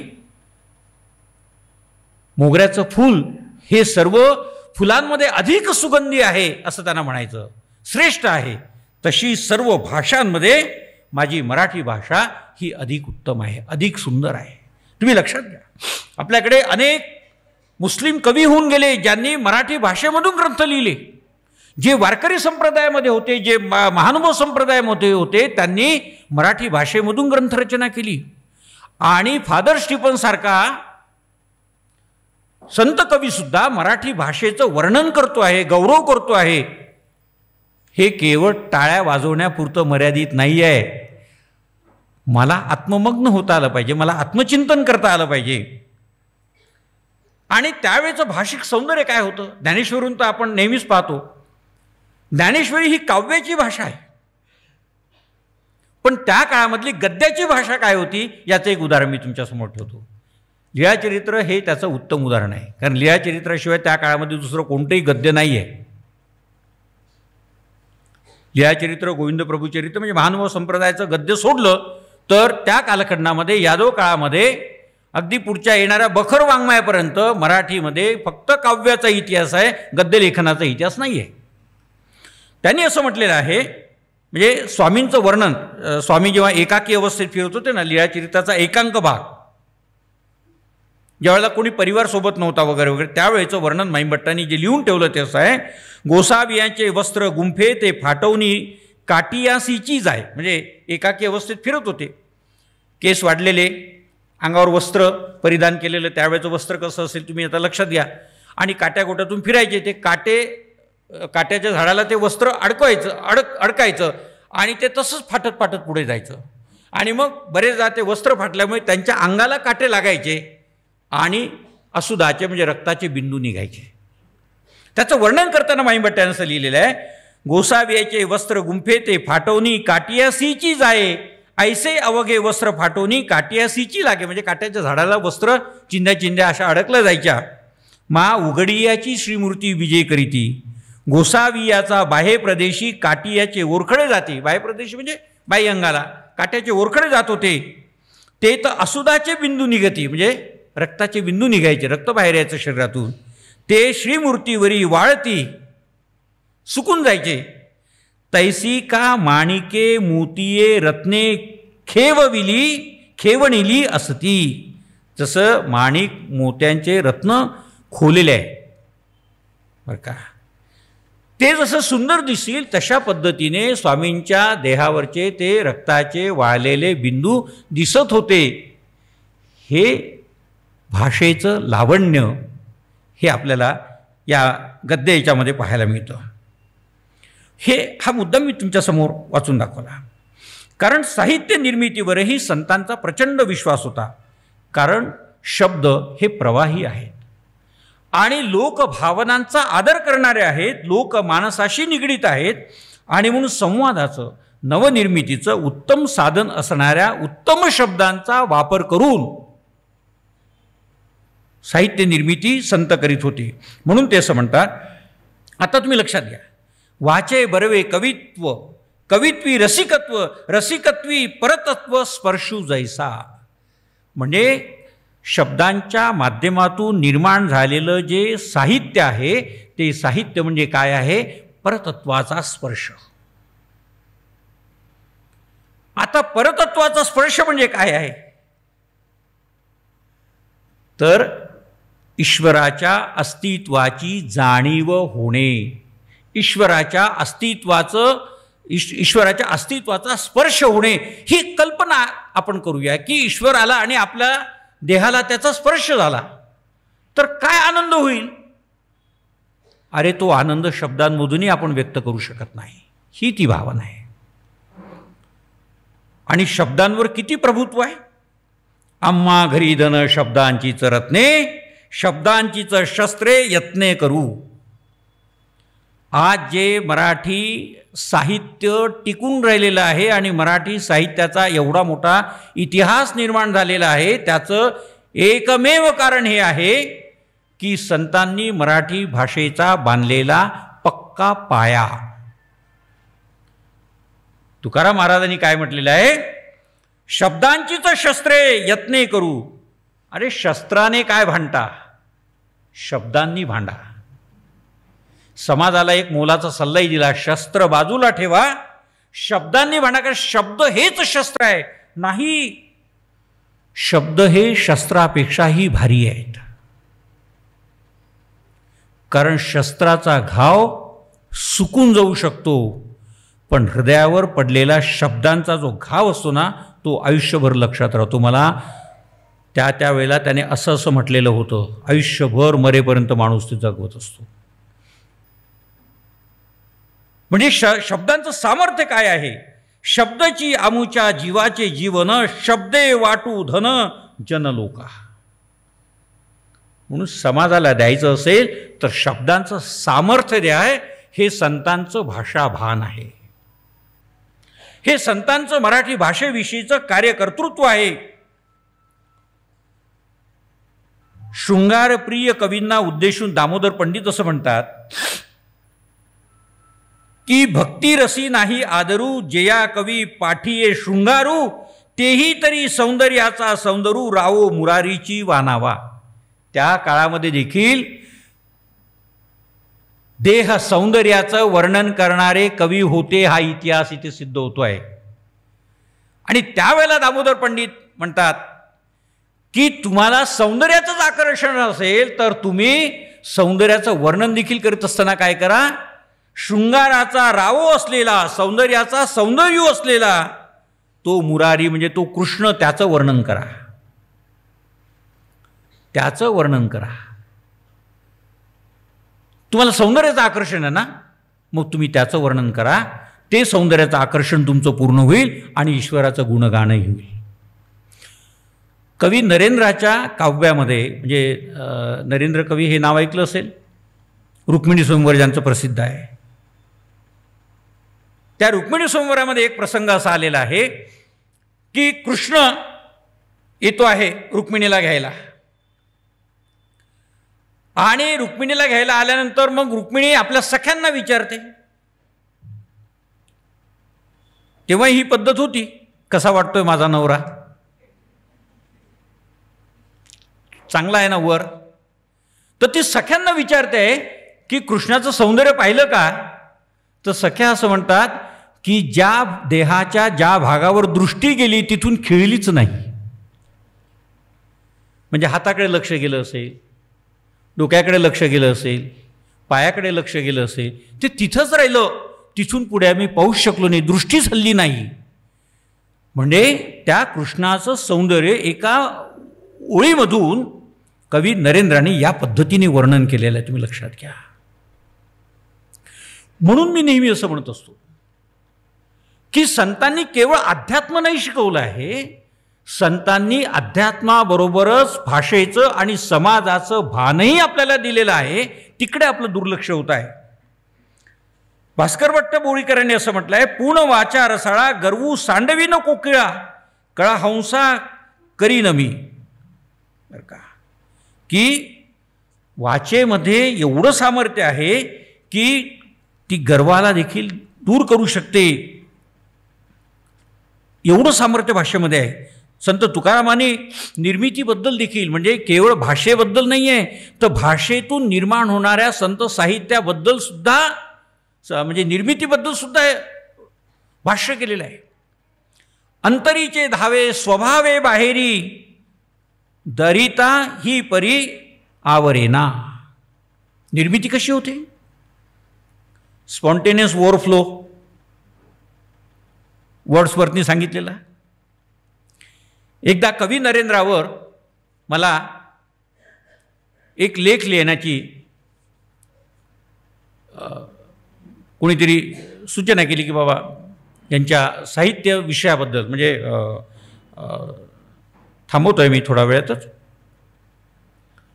नरेंद्राच्या साहित्यविषयक भूमिकेविषयी मला लेख लिहायचा होता. आणि मी लिहित गेलो. लिहिता लिहिता माझ्या असं लक्षात आलं की त्यांनी एका ओवीमध्ये असं म्हटलेलं आहे, श्रीकृष्णाचा गुणी जीविनला, माझा जीव श्री चक्रधरा विनटला, तो आतुल आनंदू ओसंडला, कवितेचेनी मिसे. श्रीकृष्णाचा गुणी जीविनला, माझा जीव श्री चक्रधरा विनटला, तो आतुल आनंदू ओसंडला कवितेचेनी मिसे. नरेंद्राने म्हटलेलं आहे की कृष्णाबद्दलचं माझं जे प्रेम आहे, माझी जी भावना आहे, तो आतुल आनंद शब्दांच्या माध्यमातून व्यक्त झाला, ती कविता झाली. आणि मग मला चटकन आठवलं की अंतरीचे धावे स्वभावे बाहेरी, किंवा काय मॅप आमरे बोलावी उत्तरे बोलविता धनी तो वेगळाची, हे मला चटकन दिसलं. आणि नंतर मला वर्ड्सवर्थचा काळ काही आठवेना, म्हणून मी खाली इंग्रजी विभागात होतो, तिथे आमचे मित्र होते, त्यांना भेटायला गेलो. त्यांना असं म्हटलं की वर्ड्सवर्थचा काळ कोणता आहे? ते म्हणाले 18वें शतक. तर म्हटलं तुमच्या वर्ड्सवर्थने ते काव्याबद्दल जे म्हटलंय त्याचा फारच तुम्ही गवगवा करता. म्हटलं आमच्या तुकारामांनी आणि त्याच्या यादी कवी नरेंद्रांनी कवितेबद्दल काय म्हटलं, निर्मितीबद्दल, ती तुम्हाला दाखवतो. ते मी दाखवलं आणि ते म्हणाले हो. म्हटलं हे केव्हाचं आहे? 13व्या शतकातलं आहे. तुकाराम महाराज 16व्या शतकातले आहे. म्हणजे 13व्या शतकापासून 16व्या शतकापर्यंत काव्य निर्मितीच्या संदर्भातली एवढी मोठी भूमिका आहे, आणि 16व्या शतकातल्या वर्ड्सवर्थला घेऊन डोक्यावर तुम्ही नाचतात. ते गमतीने मला एक म्हणाले, मराठी माणसाला सतत झाकून ठेवायची सवय आहे आणि इंग्रजांना उघडं करायची सवय आहे. हे खरंच झालंय. म्हणून मला दुःख होत आहे की केवळ संतांकडे टाळ घेऊन बघू नका, विचारांनी बघा, मग आपल्याला संत कळतात. आणि किती मोठं सांगितलेलं आहे की कविता कशी निर्माण होते. वर्ड्सवर्थने तेच सांगितलं की जेव्हा आतला आनंद उन्मळून येतो आहे तेव्हा ती कविता असते. हा आनंद व्यक्त होतो आहे शब्दांच्या माध्यमातून, आणि तो काव्यरूप धारण करतो आहे. कलावंताच्या कलाकुसरी त्यामी नेणे गा श्रीहरी, कोण वेळ काय गाणे हे तो मी नेणे. फक्त हे भगवंतच जाणतो आहे, हे तो भगवंत मी नेणे. नामदेवांनी म्हटलेलं आहे. काय म्हणतात संत नामदेव की कलावंताच्या कलाकुसरी कशा निर्माण होतात हे मी सांगू शकत नाही, तो फक्त भगवंत सांगू शकतो. म्हणजे काव्य निर्मितीबद्दलची काय एक सुंदर अशा प्रकारची भावना. काव्य निर्मितीबद्दल म्हणजे याचा अर्थ साहित्य निर्मितीबद्दल. कारण जुन्या काळामध्ये साहित्य हे काव्यालाच म्हटलं जात असायचं. आपल्याकडे तुम्ही लक्षात घ्या की काव्यशास्त्र असं म्हटलेलं आहे, पोएटिक्स. तर पोएटिक्समध्ये, काव्यशास्त्रामध्ये साहित्य हे सगळं अंतर्भूत आहे. आज आपण साहित्य ही संकल्पना व्यापक अर्थाने घेतो. त्यात काव्य, नाटक, ललित गद्य, चरित्र, आत्मचरित्र, संत साहित्य सगळं येतं. पण निर्मिती कशी होते? तेव्हा कला निर्मिती हे संतांचं धर्माचरण होतं आणि समाज प्रबोधन हे त्यांच्या कलेचं प्रयोजन होत आहे.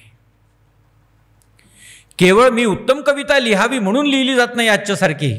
मला उत्तम कवी म्हणून सन्मान मिळाला पाहिजे, मला उत्तम कवी म्हणून पुरस्कार मिळाला पाहिजे. संतांनी कोणत्याही पुरस्कारासाठी लेखन केलेलं नाही आहे.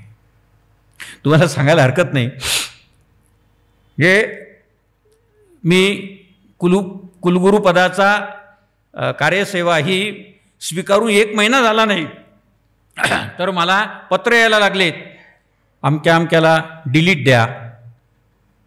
यांनी फार मोठं आध्यात्मिक कार्य केलेलं आहे आणि त्यांना डिलीट द्यायला पाहिजे. विद्यापीठाची पहिली डिलीट त्यांना मिळावी. कार्य काय असेल मला माहीत नाही, पण विद्यापीठाची पहिली पदवी आपल्याला मिळावी त्याच्यासाठी भारावलेले लोक मला दिसले आणि मी मनातून अस्वस्थ झालो. माझं असं म्हणणं हे मागू नका. मागून जे मिळतं त्याला मूल्य नाही आहे. जे न मागता मिळत असतं त्याचं मूल्य शब्दांमध्ये वर्णन करता येऊ शकत नाही आहे. संतांनी न मागता तुम्हाला दिलेलं आहे, तुम्ही न मागता दिलेलं आहे, आणि म्हणून त्याचं मूल्य अधिक आहे. तेव्हा बोली अरूपाचे रूप दाविनं, अतिंद्रिय ते भोगविनं इंद्रिया करवी. साहित्याचा आस्वाद कसा घ्यावा म्हणजे साहित्य तुम्ही लक्षात घ्या, भाषेचं महत्त्व सांगितलं, भाषेचं सामर्थ्य सांगितलं, भाषेमधून साहित्य निर्मिती कशी होते, निर्मितीची प्रक्रिया कशी होते हेही सांगितलं, आणि याचबरोबर साहित्याचा आस्वाद कसा घ्यावा हेही सांगितलेलं आहे. बोली अरूपाचे रूप दाविनं, अतिंद्रिय ते भोगविनं इंद्रिया करवी. बोली अरूपाचे रूप दाविना. साहित्य हे नेहमी शब्दांच्या पलीकडे असतं. आपण कविता वाचतो, मला चटकन काही लोक कविता कशी वाटली कविता मी नाही सांगू शकत लगेच. कविता ऐकली आणि कविता समजली असं जिथे होतं तिथे फार कमी कविता असते, पण जी कविता तुम्हाला चिंतनाला प्रवृत्त करीत असते ती खरी श्रेष्ठ कविता असते. आणि अशी श्रेष्ठ कविता ही मराठी भाषेमध्ये नाही असं नाही आहे, कारण त्याची सुरुवातच मराठी संतांपासून झालेली आहे. तेव्हा शब्दांच्या पलीकडे साहित्य असतं. कवितेत सांगितलं म्हणजे तिथे सगळं संपलं असं नाही आहे. कविता जिथे संपत असते ना तिथून पुढे आस्वादाची प्रक्रिया सुरू होत असते. चिंतनाला प्रारंभ होतो, आनंदाला प्रारंभ होतो. केशीराज व्यासांनी लिहिलं आहे, मूर्तिप्रकाशकार केशीराज व्यास,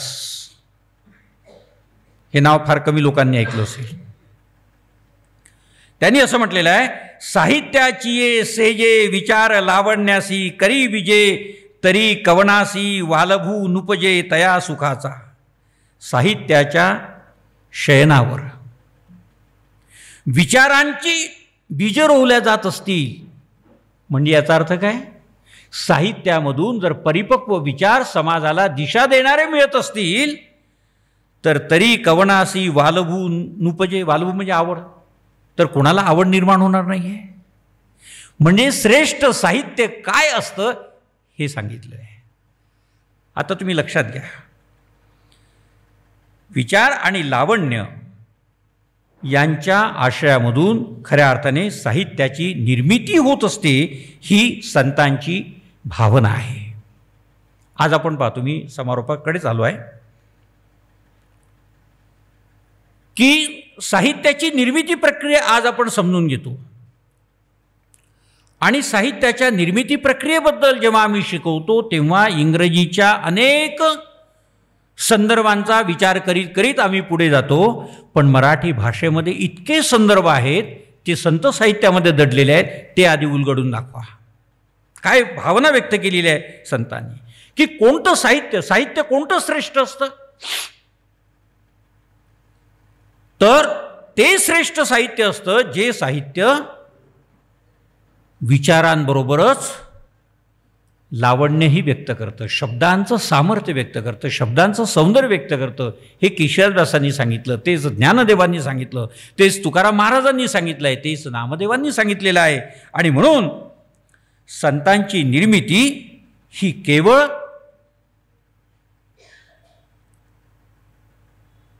भावनांचं विरेचन आहे. तुम्ही लक्षात घ्या, ज्या भावना, आज आपण विरेचनाचा सिद्धांत आहे, कॅथार्सिसचा सिद्धांत पाहतोय पाश्चात्यांच्या अनुकरणातून, पण पाश्चात्यांच्या अनुकरणाकडे जाण्याची गरज नाही आहे. विरेचनाचा सिद्धांत संत साहित्यामध्ये दडलेला आहे, तो तुम्ही लक्षात घ्या. म्हणून ज्ञानदेवांनी असं म्हटलेलं आहे, अशा सुंदर साहित्याचा आस्वाद कसा घ्यायचा, शेवटचा भाग आहे, हे शब्दे विन संवादिजे इंद्रिया नेणता भोगिजे बोला आदी झोंबिजे प्रमेयासी. प्रमेय म्हणजे सिद्धांत, तत्वविचार. बोला आदी झोंबिजे प्रमेयासी. तुम्ही एक लक्षात घ्या, बरेचदा आपण जे बोलतोय ना ते शब्द बाहेर येण्याच्या आधी आपला चेहरा बोलत असतो.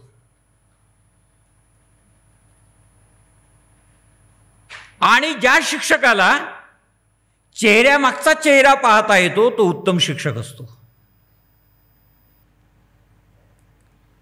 विद्यार्थ्यांचे चेहरे, आता कोरोनाच्या काळापासून जे सुरू झालं की ऑनलाईन ऑनलाईन, अरे काय ऑनलाईन, डोळ्यात डोळे घालून भाषिक सौंदर्य, विचारांचं सौंदर्य जे अनुभवता येतं ते तिथे नाही मित्र अनुभवता येत. एवढं सगळं मी तुमच्यामुळे बोलू शकलो, तुम्ही जर माझ्या समोर नसता तर मी बोलू शकलो नसतो. आणि बोललो असतो तरी माझा आनंद ज्ञानदेवांच्या ओवीप्रमाणे असा उफाळून आला नसता, सुगंधित झाला नसता. या शब्दांच्या सौंदर्याला तुमचं अस्तित्वाचं कवच हे माझ्या दृष्टीने अधिक महत्त्वाचं ठरतं, कोणत्याही वक्त्याच्या दृष्टीने. म्हणून ज्ञानदेवांनी म्हटले नाही, वक्ता वक्ताची नोहे श्रोते याविण. आणि म्हणून तुमचे आभार मानतोय. तेव्हा साहित्याचा आस्वाद कसा घ्यावा, इंद्रिया नेणता भोगीजे प्रमेयासी, हे शब्दे विण संवादिजे. शब्दांमधून संपत नाही. मगाशी मी म्हणालो ना तुम्हाला की कविता वाचली म्हणजे शब्द संपलेत, विचार संपला का नाही. विचारांचा जन्म झालेला आहे आणि हा विचारांचा जन्म कित्येक दिवसपर्यंत पुरत राहतो. मग ती सुरेश भटांची कविता असू दे, मग ती बोरकरांची कविता असू दे, मग ती कवी ग्रेसची कविता असू दे. ही कविता जेव्हा तुम्ही आस्वादता तेव्हा तुम्हाला ती शब्दांशिवाय समजू शकली पाहिजे. कारण शब्द हे केवळ शब्द नसतात, तुमच्या अस्तित्वाचं ते सौंदर्य असतं, तुमच्या विचारांचं ते सौंदर्य असतं. आणि म्हणून ही ग्रेसची कविता आहे, ही कुसुमाग्रजांची कविता आहे, ही ज्ञानदेवांची ओवी आहे, ही तुकारामाची शब्दकळा आहे. हे आपण का म्हणत असतो? कारण त्या शब्दाला त्याच्या अस्तित्वाचा, कवीच्या अस्तित्वाचा, त्याच्या समाजव्यवस्थेचा गंध असतो. आणि अशा गंधाचा आनंद कसा घ्यावा? शब्दे विण संवादिजे, शब्दांशिवाय तो अनुभवता आला पाहिजे.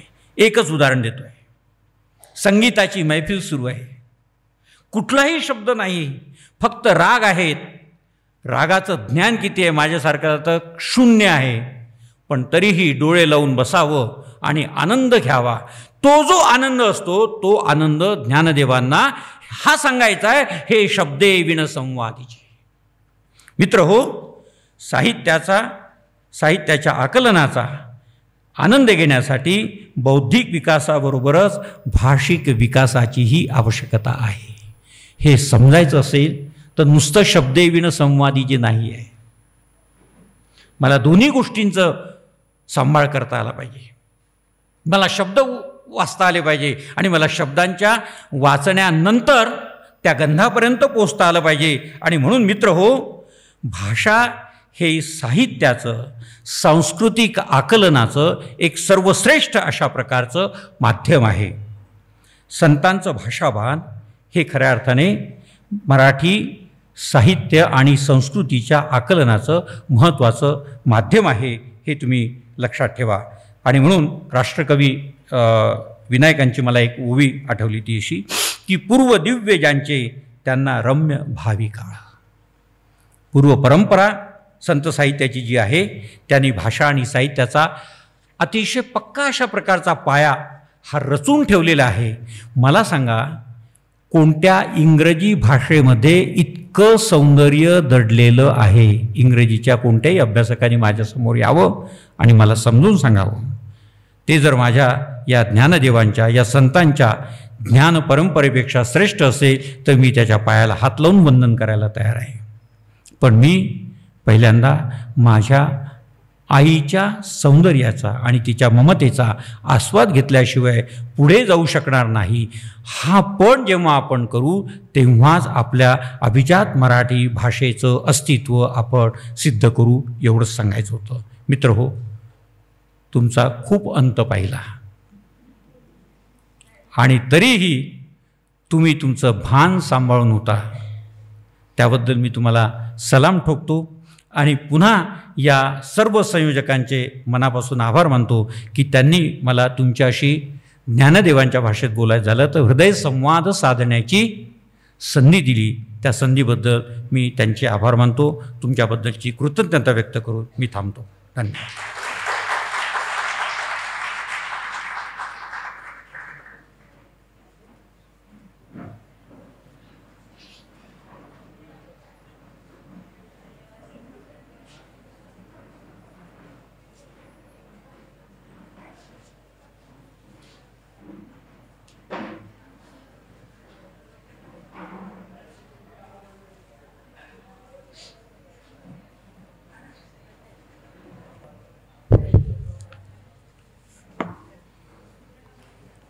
आज मराठीचा खरा जागर सुरू झाला आणि आजचे आपले वक्ते प्राध्यापक डॉक्टर अविनाश आवलेगावकर यांनी मराठी भाषेच्या समुद्रात आम्हाला राहून काढलं आणि अमृतावनी गोड तुझे नाव जे म्हणत होतो, तर मला असं म्हणावं असं वाटतं की अमृताने गोड माझी मराठी भाषा. आणि इतकं 1 तास ते प्रोफेसरच आहेत, त्यामुळे 45 मिनटं बोलणं का त्यांना अवघड नाही आहे. पण आम्हालासुद्धा असं वाटलं की हे भाषण संपूच नये, असंच ऐकत राहावं. आणि आपल्या संत लोकांनी आपली मराठी भाषा कशी समृद्ध केली, नुसता समृद्ध केली नाही, जतन केली, वाढवली आणि आज या तऱ्हेत आणून ठेवली. नुसतं अभिजात मराठी मिळालं म्हणून आपण काय केलो, सगळ्यांना कॉंग्रॅच्युलेशन ते पण इंग्लिशमध्ये, किंवा अभिनंदन फार झालं तर मराठीत. एवढं सगळ्यांना त्या मोबाईलमध्ये कुठे जागा नव्हती त्या दिवशी. पण खरंच त्याचा जर अभिमान पाळायचाच असेल तर मराठीचं आपणाला शिक्षण घेतलं पाहिजे, ज्ञान घेतलं पाहिजे, समजून घेतलं पाहिजे. आणि मुख्य म्हणजे आपली संतांची भाषा समजून घेतली पाहिजे. तरच आपण मराठीला जे हे मिळालेलं आहे ते आपण जागरूक वाढवू. आणि त्यांनी सुरुवातीलाच पहिलं वाक्य म्हटलं आहे, अभिराजी मिळालं म्हणजे आता इथून पुढं मोठं काम तुमच्यावर पडलेलं आहे. आणि ते त्यांना मी आश्वासन देतो की आम्ही सर्व श्रोते इथले तुम्ही सांगितलेलं आम्ही पाळू आणि मराठीबद्दल काय अभिमान पाळू. नुसतं मराठी बोलून मराठी जागर करणार नाही, तर मराठी भाषेबद्दल आत्मीयता पाळू. त्यातलं काव्य जे आहे, संतांनी जी आम्हाला शिकवण दिलेली आहे, त्याचाही मी अभ्यास करण्याचा प्रयत्न करू. कारण आमच्या ग्रंथालयात अनेक पुस्तकं आहेत, त्यातून आम्ही शिकण्याचा प्रयत्न करू. तुम्ही त्या आलात पुस्तकाचं प्रकाशन केलं आणि आम्हाला मराठीची अमृतवाणी समजावून सांगितली. आज खरं मला महाराष्ट्राचा अर्थ आज कळाला. नुसतं महाराष्ट्र माझा असं म्हणत होतो, पण महाराष्ट्र का आहे त्यांनी आज समजावून सांगितलं. नुसतं भाषण न करता त्यांनी कितीतरी गोष्टीला आपल्याला समजावून सांगितल्या. आपलं भाषण खूपच छान झालं. त्यांच्या भाषणावर मला अध्यक्ष भाषण करण्याची माझी पात्रता नाही आहे, तरी पण सर तुम्ही इथे आलात, आम्हाला ज्ञान अमृत पाजलं, याबद्दल संस्था तर ऋणी राहीलच, पण आम्ही सर्व मिरजकर, सर्व श्रोतेवर्ग आणि आम्ही तुमचे नेहमी ऋणी राहू आणि तुमचे आभार मानतो. धन्यवाद. आणि या कार्यक्रमासाठी आपण सर्व एडिट बॉक्स समोर बसायचं सोडून इथं आलात, याबद्दल आपले किती आभार मानावे हे फार मोठं आहे. मी तुमचा सर्वांचा ऋणी आहे.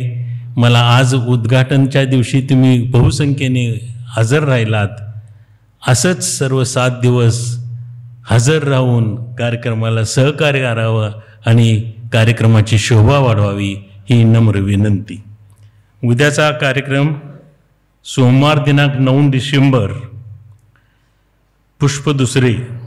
वक्ते आहेत प्राध्यापक इंद्रजित भालेराव, परभणी. शोध शेती संस्कृतीचा, म्हणजे भारताची खरी जान आहे शेतीच, आणि त्याची संस्कृती उद्या आपण जाणून घेऊया. आज कसेच बहुसंख्येने हजर राहिला तसं उद्याही राहाल अशी इच्छा व्यक्त करतो आणि धन्यवाद. थँक्यू.